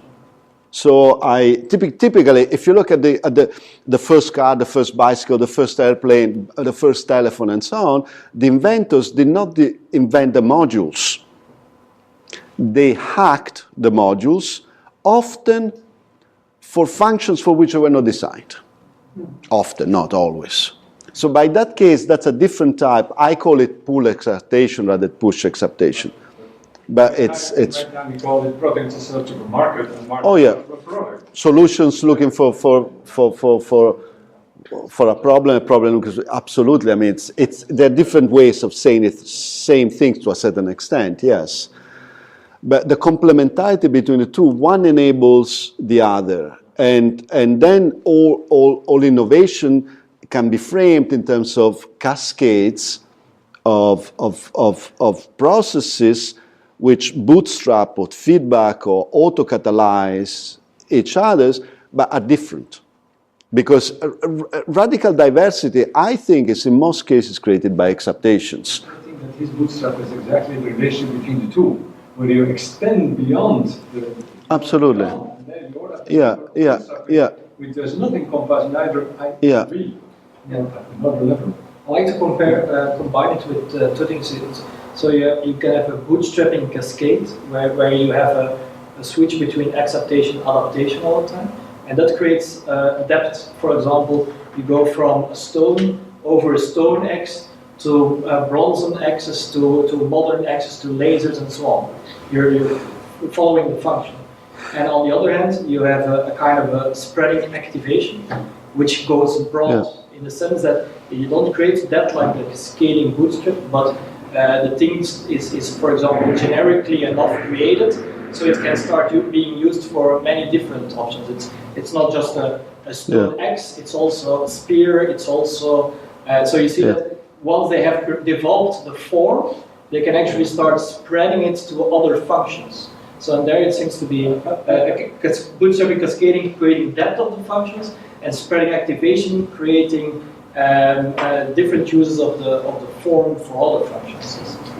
I just thought up a new term in biology. They speak about adaptive radiation, when you have a species that kind of radiates, that spreads into different niches and then specializes in each of the niches. We also speak about exaptive radiation, that a generic design is being used for different functions that it was not intended for, and in the end you will have lots of different products out of one technology. This is your Aquaria experimentation. You take a species and you throw in an ecosystem, and that's basically invasion, if you want. It's similar to a species invading a different ecosystem, and then who knows what happens. Now, if the ecosystem is densely connected, the invading species, unless it finds, a bootstrapping or autocatalytic way to invade, very often it may develop some limited acceptation. But if it invades a kind of virgin ecosystems like the finches in the Galapagos in historical times, then they have basically enabled the emergence of new ecosystems and lots of different radiative, acceptive radiations or adaptive radiations. The two, of course, they will complement or they will feed onto each other. One of the things I like about the research of your group where you're applying a biological concept of acceptation onto technology is that in technology you have much better understanding of how the acceptation happened. In biology you have to reconstruct the evolutionary past, but you have only the fossils. That means you have at best the modules, but you don't really know the functions. You have to guess the functions. So that means that the examples of acceptation in biology, they're always a little bit unclear. And like the example you gave about Darwin, that the swimming bladder has been accepted into a lung, while now we know that it has been the other way around, that you had first lungfish, that then no longer needed to breathe air, but kept it as a swim bladder. That shows that biology it's not easy to find out. You know that acceptation happens, but it's not always obvious. Like for example, the example of the dinosaurs with the feathers. We don't really know what kind of sexual display dinosaurs did with their feathers. We guess that they did so, but we don't really know. While in technology there you can document exactly what Edison intended his phonograph to do and what it was then later used for. Yes, but I think we have to qualify. First, distinction between microbiology and multicellular biology. That I organized a meeting on acceptation in my ex-university in Durham University, northeast of England. We had a great day, and we had biologists, and we had anthropologists, and religious studies, very important in my ex-university, founded by the Anglican Church. And we had 3 biologists there, and basically their point was, we appreciate the idea of acceptation, but we don't pay attention to it. Because what they said, biology has got so many variables that identifying what is adaptive, what is acceptive is close to impossible. Yeah. So for them, basically said, yes, that's history for us. Yeah. But I would counter that. So in at least the biologists who were there, they had different degrees of sympathy for the concept, but they said, yes, but for us it's history at best. In microbiology, though, it's different. Because in microbiology, from genetics to bacterial studies and so on, the technological approach in terms of radical decomposability is present in 2 senses. First, because different bacteria are different. So you can actually add one bacteria eating another bacteria, and you have the origin of the model cell. The origin of the model cell went through 4 stages. Lynn Margulis should have got the Nobel Prize.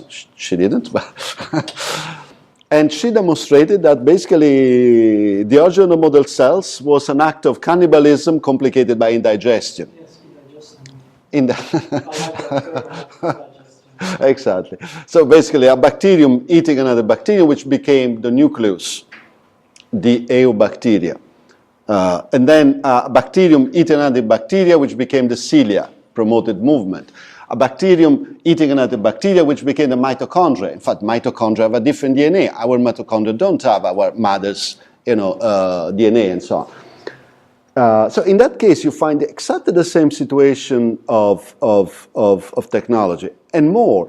Because in the microbiology, entire pieces of genomes can be swapped via the action of viruses, then you don't have mutation, meaning one gene changes. You have entire pieces of genome which is taken from one bacterium, moved to another bacterium. So in that case, you really have, and in fact, acceptation in a macrobiological world is much more accepted than in the, because the narrative of biology is dictated by multicellularity, the macrobiologists are either unknown or ignored at best. But in macrobiology, acceptation is an important concept and very well accepted because they see that every time you chloroplasts that are in mosquitoes, for instance, but chloroplast comes from plants because they are used to do photosynthesis. But what are they doing in mosquitoes? Well, they were taken from plants by viruses and injected into the genome of, say, mosquitoes. And then they were accepted. All the discussions, sorry? Why? I don't remember. I read it years ago. I don't. But if you go to that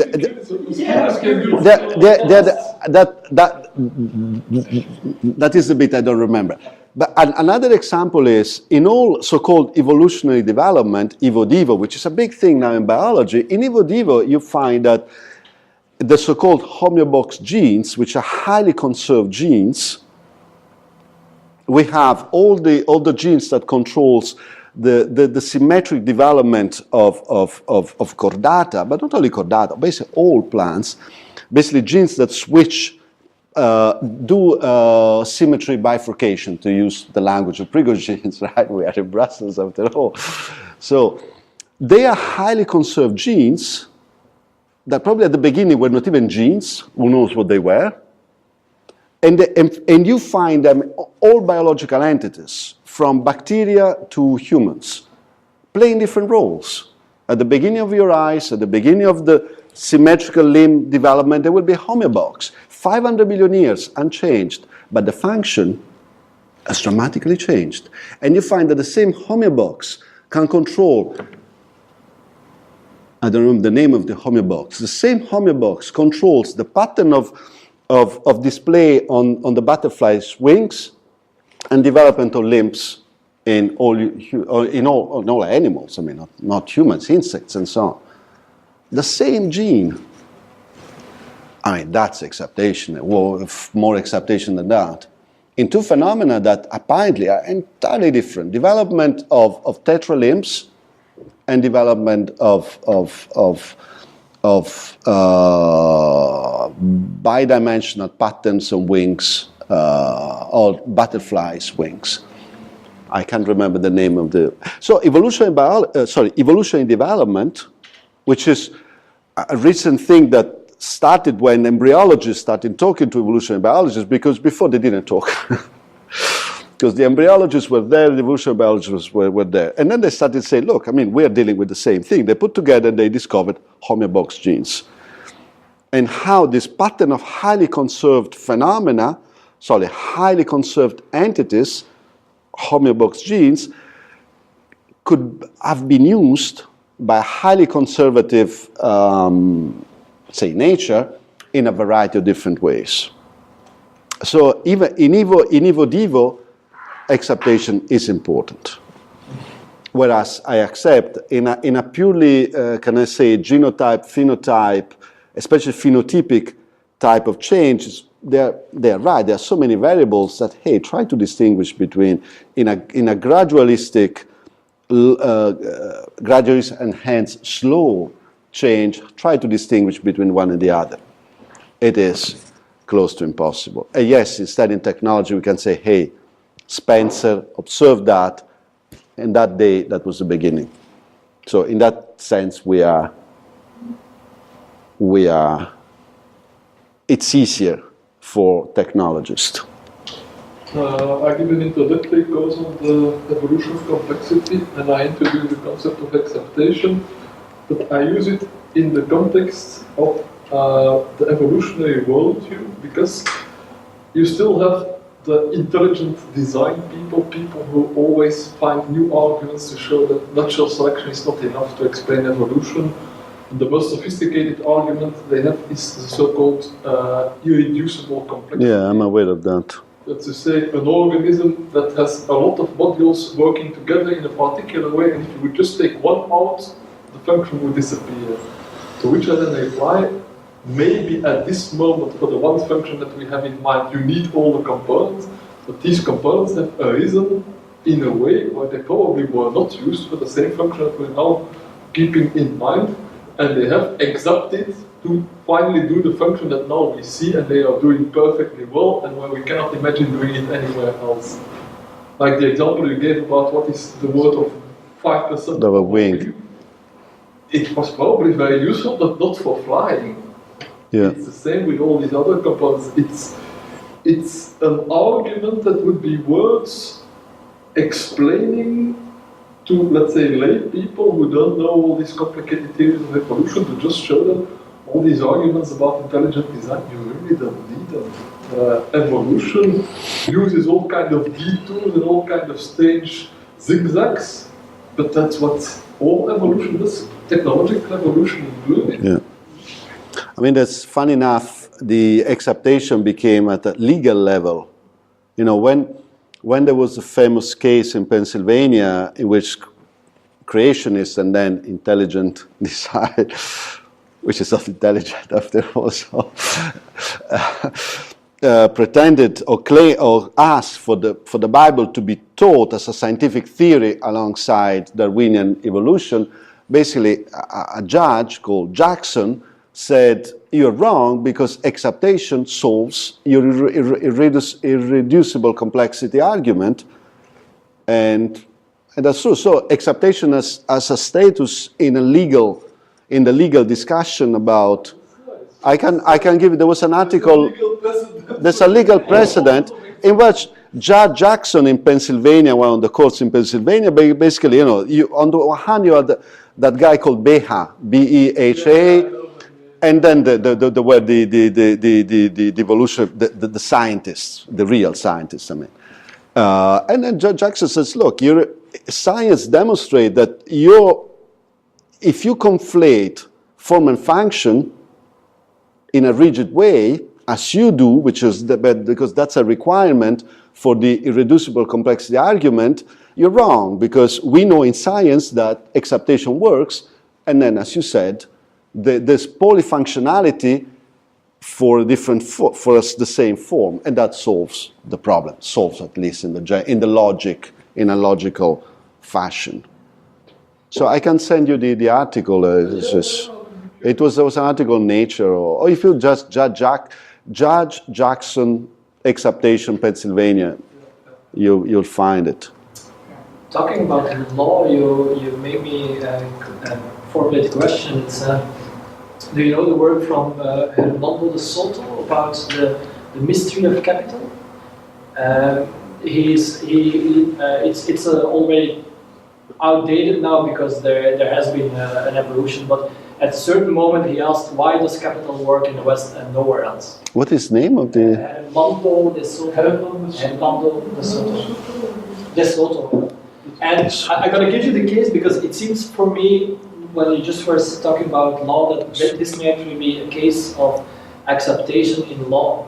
He looks at the United States during the Wild West, where he shows that it's actually a situation where law has to change to a new reality, because if you go to the core of law, you see that it's about the social contracts, and it's about how societies behave. And the law system was coming from Europe, but in the America, there was a whole new behavior of settlers, and the whole structure didn't exist anymore. And there was basically a big conflict relating to land owning. So you had the pioneers coming to the States who actually just considered the concept of freedom, that if they could claim a piece of land, and there were all kinds of villages that were illegally built on places owned by landowners in Europe that never went there and don't care and so on. But there was military that sometimes just raided the villages because there shouldn't be a village over there. And so there was a conflict in the interest of the people in the state, because it's a lot of resources being thrown away, and there's actually not really a conflict. Now, there have been new social contracts evolving, like the tomahawk's right, which is, you see that in Western, it's at a certain moment they create an event where people can actually drive out and mark their territory. Yeah, yeah. And that's how they decide, but you need to subscribe to the contest and so on. So they create a whole new kind of social contract with it.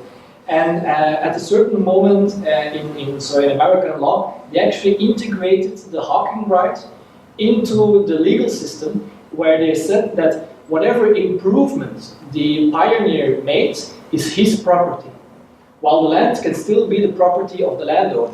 And if the landowner at a certain moment claims his land, he has to reimburse the settler who has improved his land. And they have to come to an agreement. And therefore they created a situation where a conflict turned into a synergy, allowing actually to become a professional settler who actually just moved on all the time when progress came close to them. There are some very strange characters that wanted to be very isolated, let's say. They had this relation. He gives it as an example to show how the legal system and how it's related to capital works in a specific context. And like, if you go to Africa or other places, you cannot just impose a new legal system because they already have a legal system. Yeah. They already have social contracts. And there you create a conflict. And he uses that for very interesting kinds of acceptation, like describing debt capital, which is capital not into the system, but for example in slots. Maybe they build a house and the house is maybe only 200 euros worth, but it's 200 euros. And if you count it with the multitudes of houses in the slopes, it's a lot of money.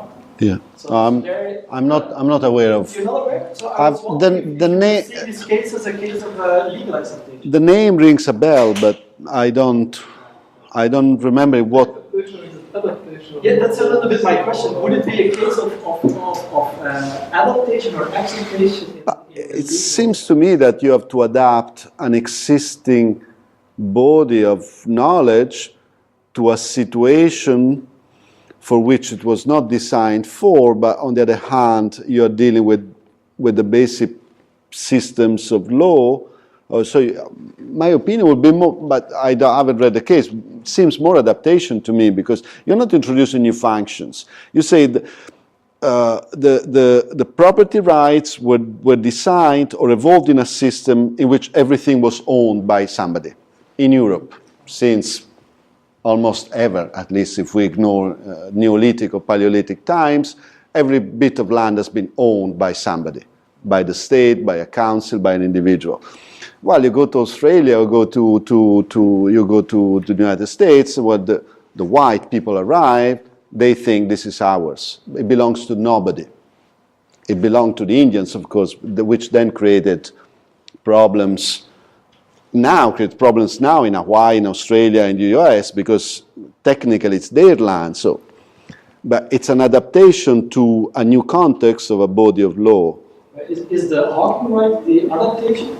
And wouldn't be the integration of the hawking rights into the old system be an acceptation? That's a little bit, well, maybe we can talk about it later. I need to read the case to formulate. It made me think of also a function that can be lost. For instance, in Europe we had the commons, the tragedy of the commons. Yeah. Lost completely that function. And that is something that we do not know how to handle anymore. And that is part of our problems. Yeah. So we lost something physical, that has no value anymore, and that is not replaced by another function doing the same. So there is not only a new function that can exist, but there is also something that can be lost. Absolutely. By not. Yeah. All functions cannot exist. Yes. Yeah. For instance, we now speak English. We have other languages. We lose languages. Yeah. We lose a lot of languages where some communications were possible in that language and not in English anymore. So it's on both sides. It's on in technological. Both. It's a lot more like there used to be a very big culture for weaving, and most of those things we can trace to them. Absolutely. And if the modules are lost again, you have loose modules and you do not have the skills anymore. On the other hand, you find a phenomenon of so-called convergence, which is the re-emergence of functional modules over and over and over in history. So the eye has evolved independently lots of times. Basically, I've got two different architectures that have evolved more. The saber-tooth tiger, the saber-tooth, this has evolved lots of times with the titanothers and the tiger and so on. So the same function seems to be accepted in a regular pattern, regular, not periodic, but regular pattern, multiple times across biological history. Based on the fitness of an issue. Based probably on an ecosystem, although not to be intended in a traditional sense, not to be, ecosystems are not collection of niches to be filled, but they're co-creating, although there are patterns that are repeated. But to link to what you were saying, both Jane Jacobs, Jared Diamond, and Cavalli Sforza, they point out that if the rate of diversification in an ecosystem, natural, social, a mix of the two, decreases, then well-accepted technologies will be lost. Where Australians move to not New Zealand, which is Tasmania. When they moved there was a land, a bridge land connecting the two. And then the ocean rised, Tasmania got isolated, and because of the relatively low diversity in Tasmania, they lost technologies like fishing with a hook. They just forgot it, how to do it. So they regressed to a less technologically advanced state. So, but that's connected to the amount of diversity in the system. And then, if the architecture becomes rigid, then you lose autonomy of the modules, and in a way you lose diversity. And that may cause a positive feedback, but toward poverty, or better, toward less diversity than toward more diversity. So yes, we lose lots of things. In balance, we may acquire more diversity or less diversity, which then may link to whether we're becoming more robust or less robust. The enrichment of the environment. It always depends probably on the amount of diversity of the environment and the amount of and the topology of connectivity of that environment. I think you wanted to say something, so I don't remember your name. Yes, I was actually going back to your presentation when you were saying that modular exaptation missing link in the synthesis of artificial form. My question was going to be, are you striving then towards a form equals function ultimately? Because if you break down the modules you broke down the whole to such a modularity, you had such an enormous diversity that actually at that point in time was a difference between form and function. That's my question actually.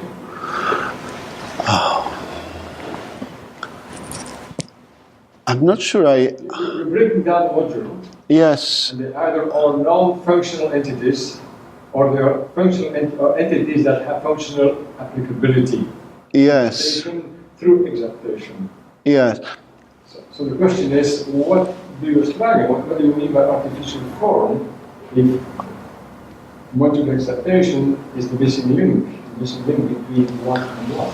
Okay, so there's some qualifications. You're probably right. That is the title that my co-author wanted, and I didn't want it because it sounds, for me, too ambitious. I mean, you cannot use the same words of Herbert Simon, I'm sorry, but he wasn't that one. So I said, okay, I didn't want. So, but that would be. But on the other hand, your questions point to a number of if you want, of assumptions. One assumption is I personally see almost everything fractal, so it's difficult to get to the final, to the atom. So those properties occur or happen or are characteristics of technologies at multiple levels, more than in multicellular biology. So in a way, in that way, the artificial form applies. The conflation of form and function is a logical error of modern evolutionary understanding, which is partly probably, as we were discussing this morning, a cognitive consequence of our education. We tend to conflate form and function. In fact, my example is, in English, I say, I use a hammer to hammer. It's the same word express the verb and the function, or where the object and the function, the form and the function. And then by this we get channeled, we get blinkered on thinking that a hammer is to hammer, a nail is to nail, a computer is to compute, although compute is a generic. You have a nail in the hammer. True, but in fact, when Marco Polo, if Marco Polo ever went to China, but assuming that he did, okay, he saw things he didn't have name for. So he saw object without a function. He saw forms without a function. That's a state of freedom that we need in order to see acceptations. Instead, by being channeled by the conflation of form and function, which is probably partly an effect of education, I don't know, but it's also in our languages, we tend to miss that aspect. You associate form and object as almost being synonymous. Yes, but not functions. No. No, yeah. Object has by definition of form. Yes. Has a function. It is characterized by a set of functions that cannot be pre-stated. So the separation between form and function, yes. And that's radical across the multiple nested levels of any architecture. And that's the mistake that the intelligent design people make. They see function everywhere and they need to think that function must have been there always and somebody must have designed it for that function. Yes. Well, function is emergent, it isn't the case. Yes. It appears the moment you put it in a context, you discover that actually it's useful for this or that. They needed to hang on to the idea of God. Yep. God as a designer, not God as a moral entity. They want God as a designer, whereas lots of believers are happy to believe in God as a moral entity, but not as a designer. So, but that's a discussion in which they want to engage, and we only have to defend our turf as scientists. There's somebody who said we only have a hammer as a function, we see everything as a nail. Yeah, in that case it's interesting because if we only have one object, then we are forced to look for variability of functions. So in that case we are forced. You know, the astronauts in the Apollo, the saga of the Apollo 13, you know, the oxygen system was collapsing. They had to invent ways with the objects they had around in order to survive, and they did. So stress in the system, you were talking about stress in the system. Stress in the system is a way to discover acceptations. Or to kill the system. Sorry? To kill the system. Well, sometimes you kill the system because probably there are limits to what you can do. I mean, the fact that the number of functions cannot be pre-stated doesn't mean that the number of functions is infinite. So the number of functions at the end will be kind of stochastically limited in some forms. Just we don't know. And of course, the quality of the function that can be performed matters as well. You know, Charles Babbage was trying to stretch the technology of the time in order to build this analytical engine, but the tolerances were not there. There was no way he could have built these analytical engines because the tolerances that the technologies of the time could control were not sophisticated enough for the level of precisions he needed from his mechanical contraption. There was nothing to do. He could have accepted modern current technologies of the time, but there was no way he could have built that machine. Unfortunate for him, and for us as well, because we could have had computers almost 1 century earlier, and started developing software, the idea of software almost 1 century earlier. Instead, it was forgotten until for Neumann and Turing and Shannon. actually came from the other. Completely different way. They didn't know about Charles Babbage. And then they start Yeah. creating machines. Yeah, absolutely. They came from Shannon's way. That's, yeah. Yeah. I missed one point in this discussion. You said that in one of the slides you said that acceptation is a emergence of selective pressures. I think. Yes. Yes. And in this discussion, I think most of the discussion goes around functional shift. Yes. Sort of discovery of new things. Yes. What about this emergence of selective pressure? I didn't. How does it happen? Well, I mean, you can, as in my case of spaghetti, I mean, in theory, you can use spaghetti for a number of different ways. In practice, they are crafted for the dominant function, which is food. So I wouldn't say that, spaghetti have been accepted. I've been told that carpenters may use spaghetti. Okay, that's clearly an acceptation. That's clearly an acceptation. But I've been told that carpenters use spaghetti in order to design patterns on walls. In that case, I would say that's an acceptation because it's clearly used for a specific purpose by a number of users. Discovering a functional shift, in my opinion, is not an acceptation per se because it's not applied. The moment in which it starts to be applied and it starts to be designed, introduces, if you want, a purpose, then it becomes an acceptation. It's like you can use a shoe to hammer in a nail, Yeah. but only if you don't have a hammer. Yeah. Nobody else will. Yeah, in that case, I'll call it temporary acceptation, but if it's not get repeated, I'd say it's a functional shift. But there are people who disagree with this. But the point is that in the literature, this has not been discussed. And there is this ambiguity between acceptation as an enabler of an adaptive trajectory, which then has to be based on a fitness function and then on selection, or acceptation as the discovery of a potential function. As far as I know, this has not been clarified in the literature, and it creates ambiguities in how we use. When we in practice say, is this an acceptation or not, then we run into all sorts of problems. Because we don't know exactly what the function is, we haven't defined it ex ante. If we don't define what we mean by function, then we run into these sorts of ambiguities. So in a way, I think we need to take a stand. And our stand is to say function is what the users select and keep selecting. So a selection pressure. I very much like that. I very much like the fact that there is a selection pressure. That means it will develop this function further, it will keep it and strengthen it. First, it needs to discover the function, but then it should be good enough compared to alternative designs to say this is the one that will grow and that will take over and outcompete the others. In the case of the shoe used to hammer, it can never compete with a real hammer. Yeah. It's like the case of spaghetti. Yes, I mean, you can use it in your kitchen to brush a flat surface, but I haven't seen many people doing that. Neither have seen any company actually selling those. But using a cup to put in your writing stuff, that's a good acceptation.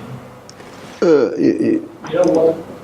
That's what you have on desks that people put in a cup. Oh yes, that's right. In fact, it is sold for that. It is sold. Of course, also there is a gray area there, right? There's very much a gray area, and we have to be aware that there is a gray area. Sometimes it's just difficult to say, well, this acceptation is not. At the end, it may not matter that much. It may not matter, provided we are aware that the space of potential function is indefinite. Whereas neoclassical economists, they don't believe that.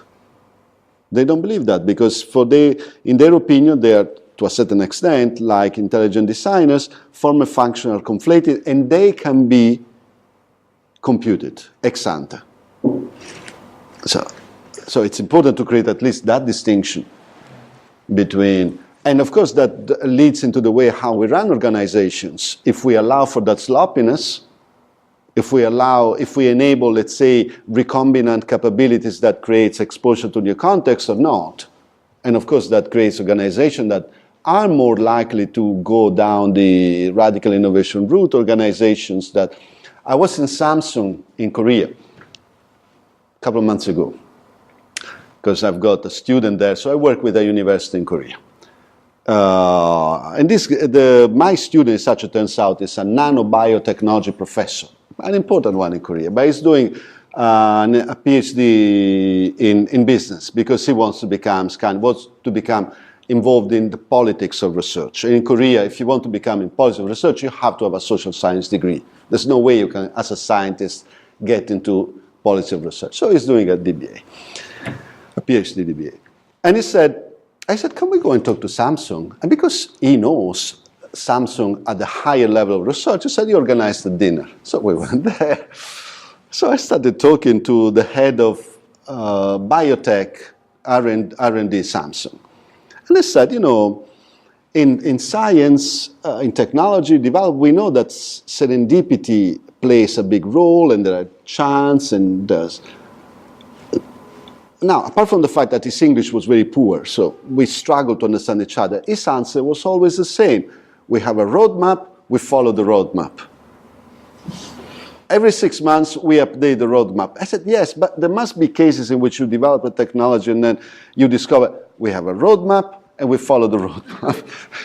I think that's the weakness generally of the East Asians, Japanese, Chinese, Koreans, they all have this idea of they need to follow the plan.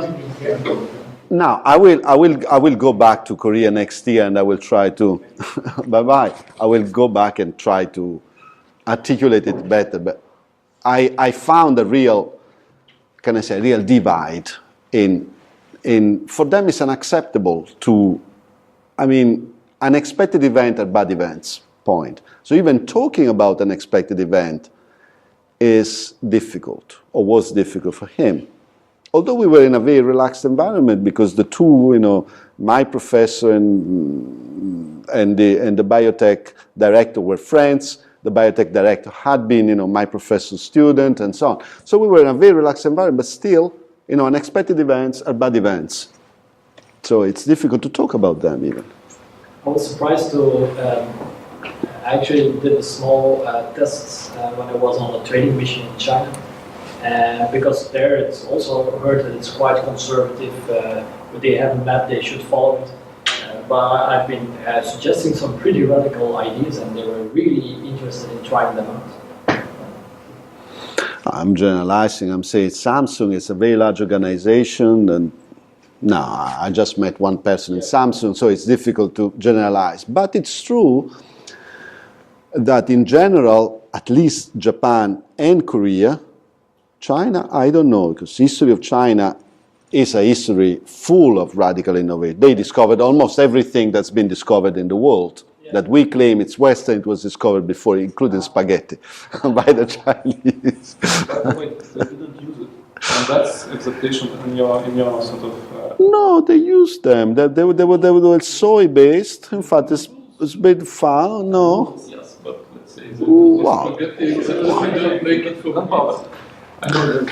Gunpowder, yes, they used it they didn't get the point of gunpowder as a destructive potential, but they invented it and almost everything. But anyway, for Korea and Japan, the problem that Korea is facing and the government wants to change it is to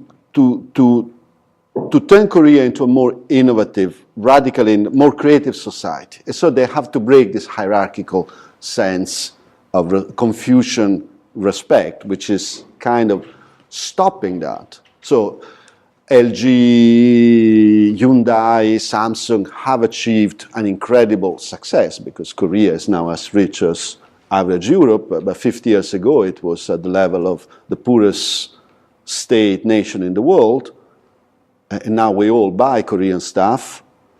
But in order to survive now, the government thinks they have to go an extra step and become more creative. How to become more creative? That's... want to do that. Yeah, but there the problem is different. Because it's like, well, in Hawaii there was a problem that most of universities were not reaching the level of master degree that stands the PhDs. So they want to professionalize their education by moving it up from the currently bachelor level to the master level and later to the postdoc level. But I think there was some problem with, not so much with the creativity itself, but with the constraints to be creative. So they were a lot more feeling good, they had to have the guidelines. If they don't have the guidelines, then they don't want to do that. But if you could actually show them guidelines you can follow to be creative, they were happy to do that. So that's what they want guidelines to be creative. Yeah, but it's what's a rule book that says this and you will be creative. Well, I mean, people like Walter who are in design schools have a lot of guidelines. You can start using that as a rule of thumb to get things going. And the person I'm collaborating with there in the Netherlands is actually doing courses it's a program called Teaching the Teachers, where he's actually teaching teachers of universities in China how to apply this out-of-the-box thinking, basically. He talks about third order of education. Yeah. So it's the whole idea of making them more aware how to create guidelines to be accepted. So I think actually some of the things you've done here will be very interesting.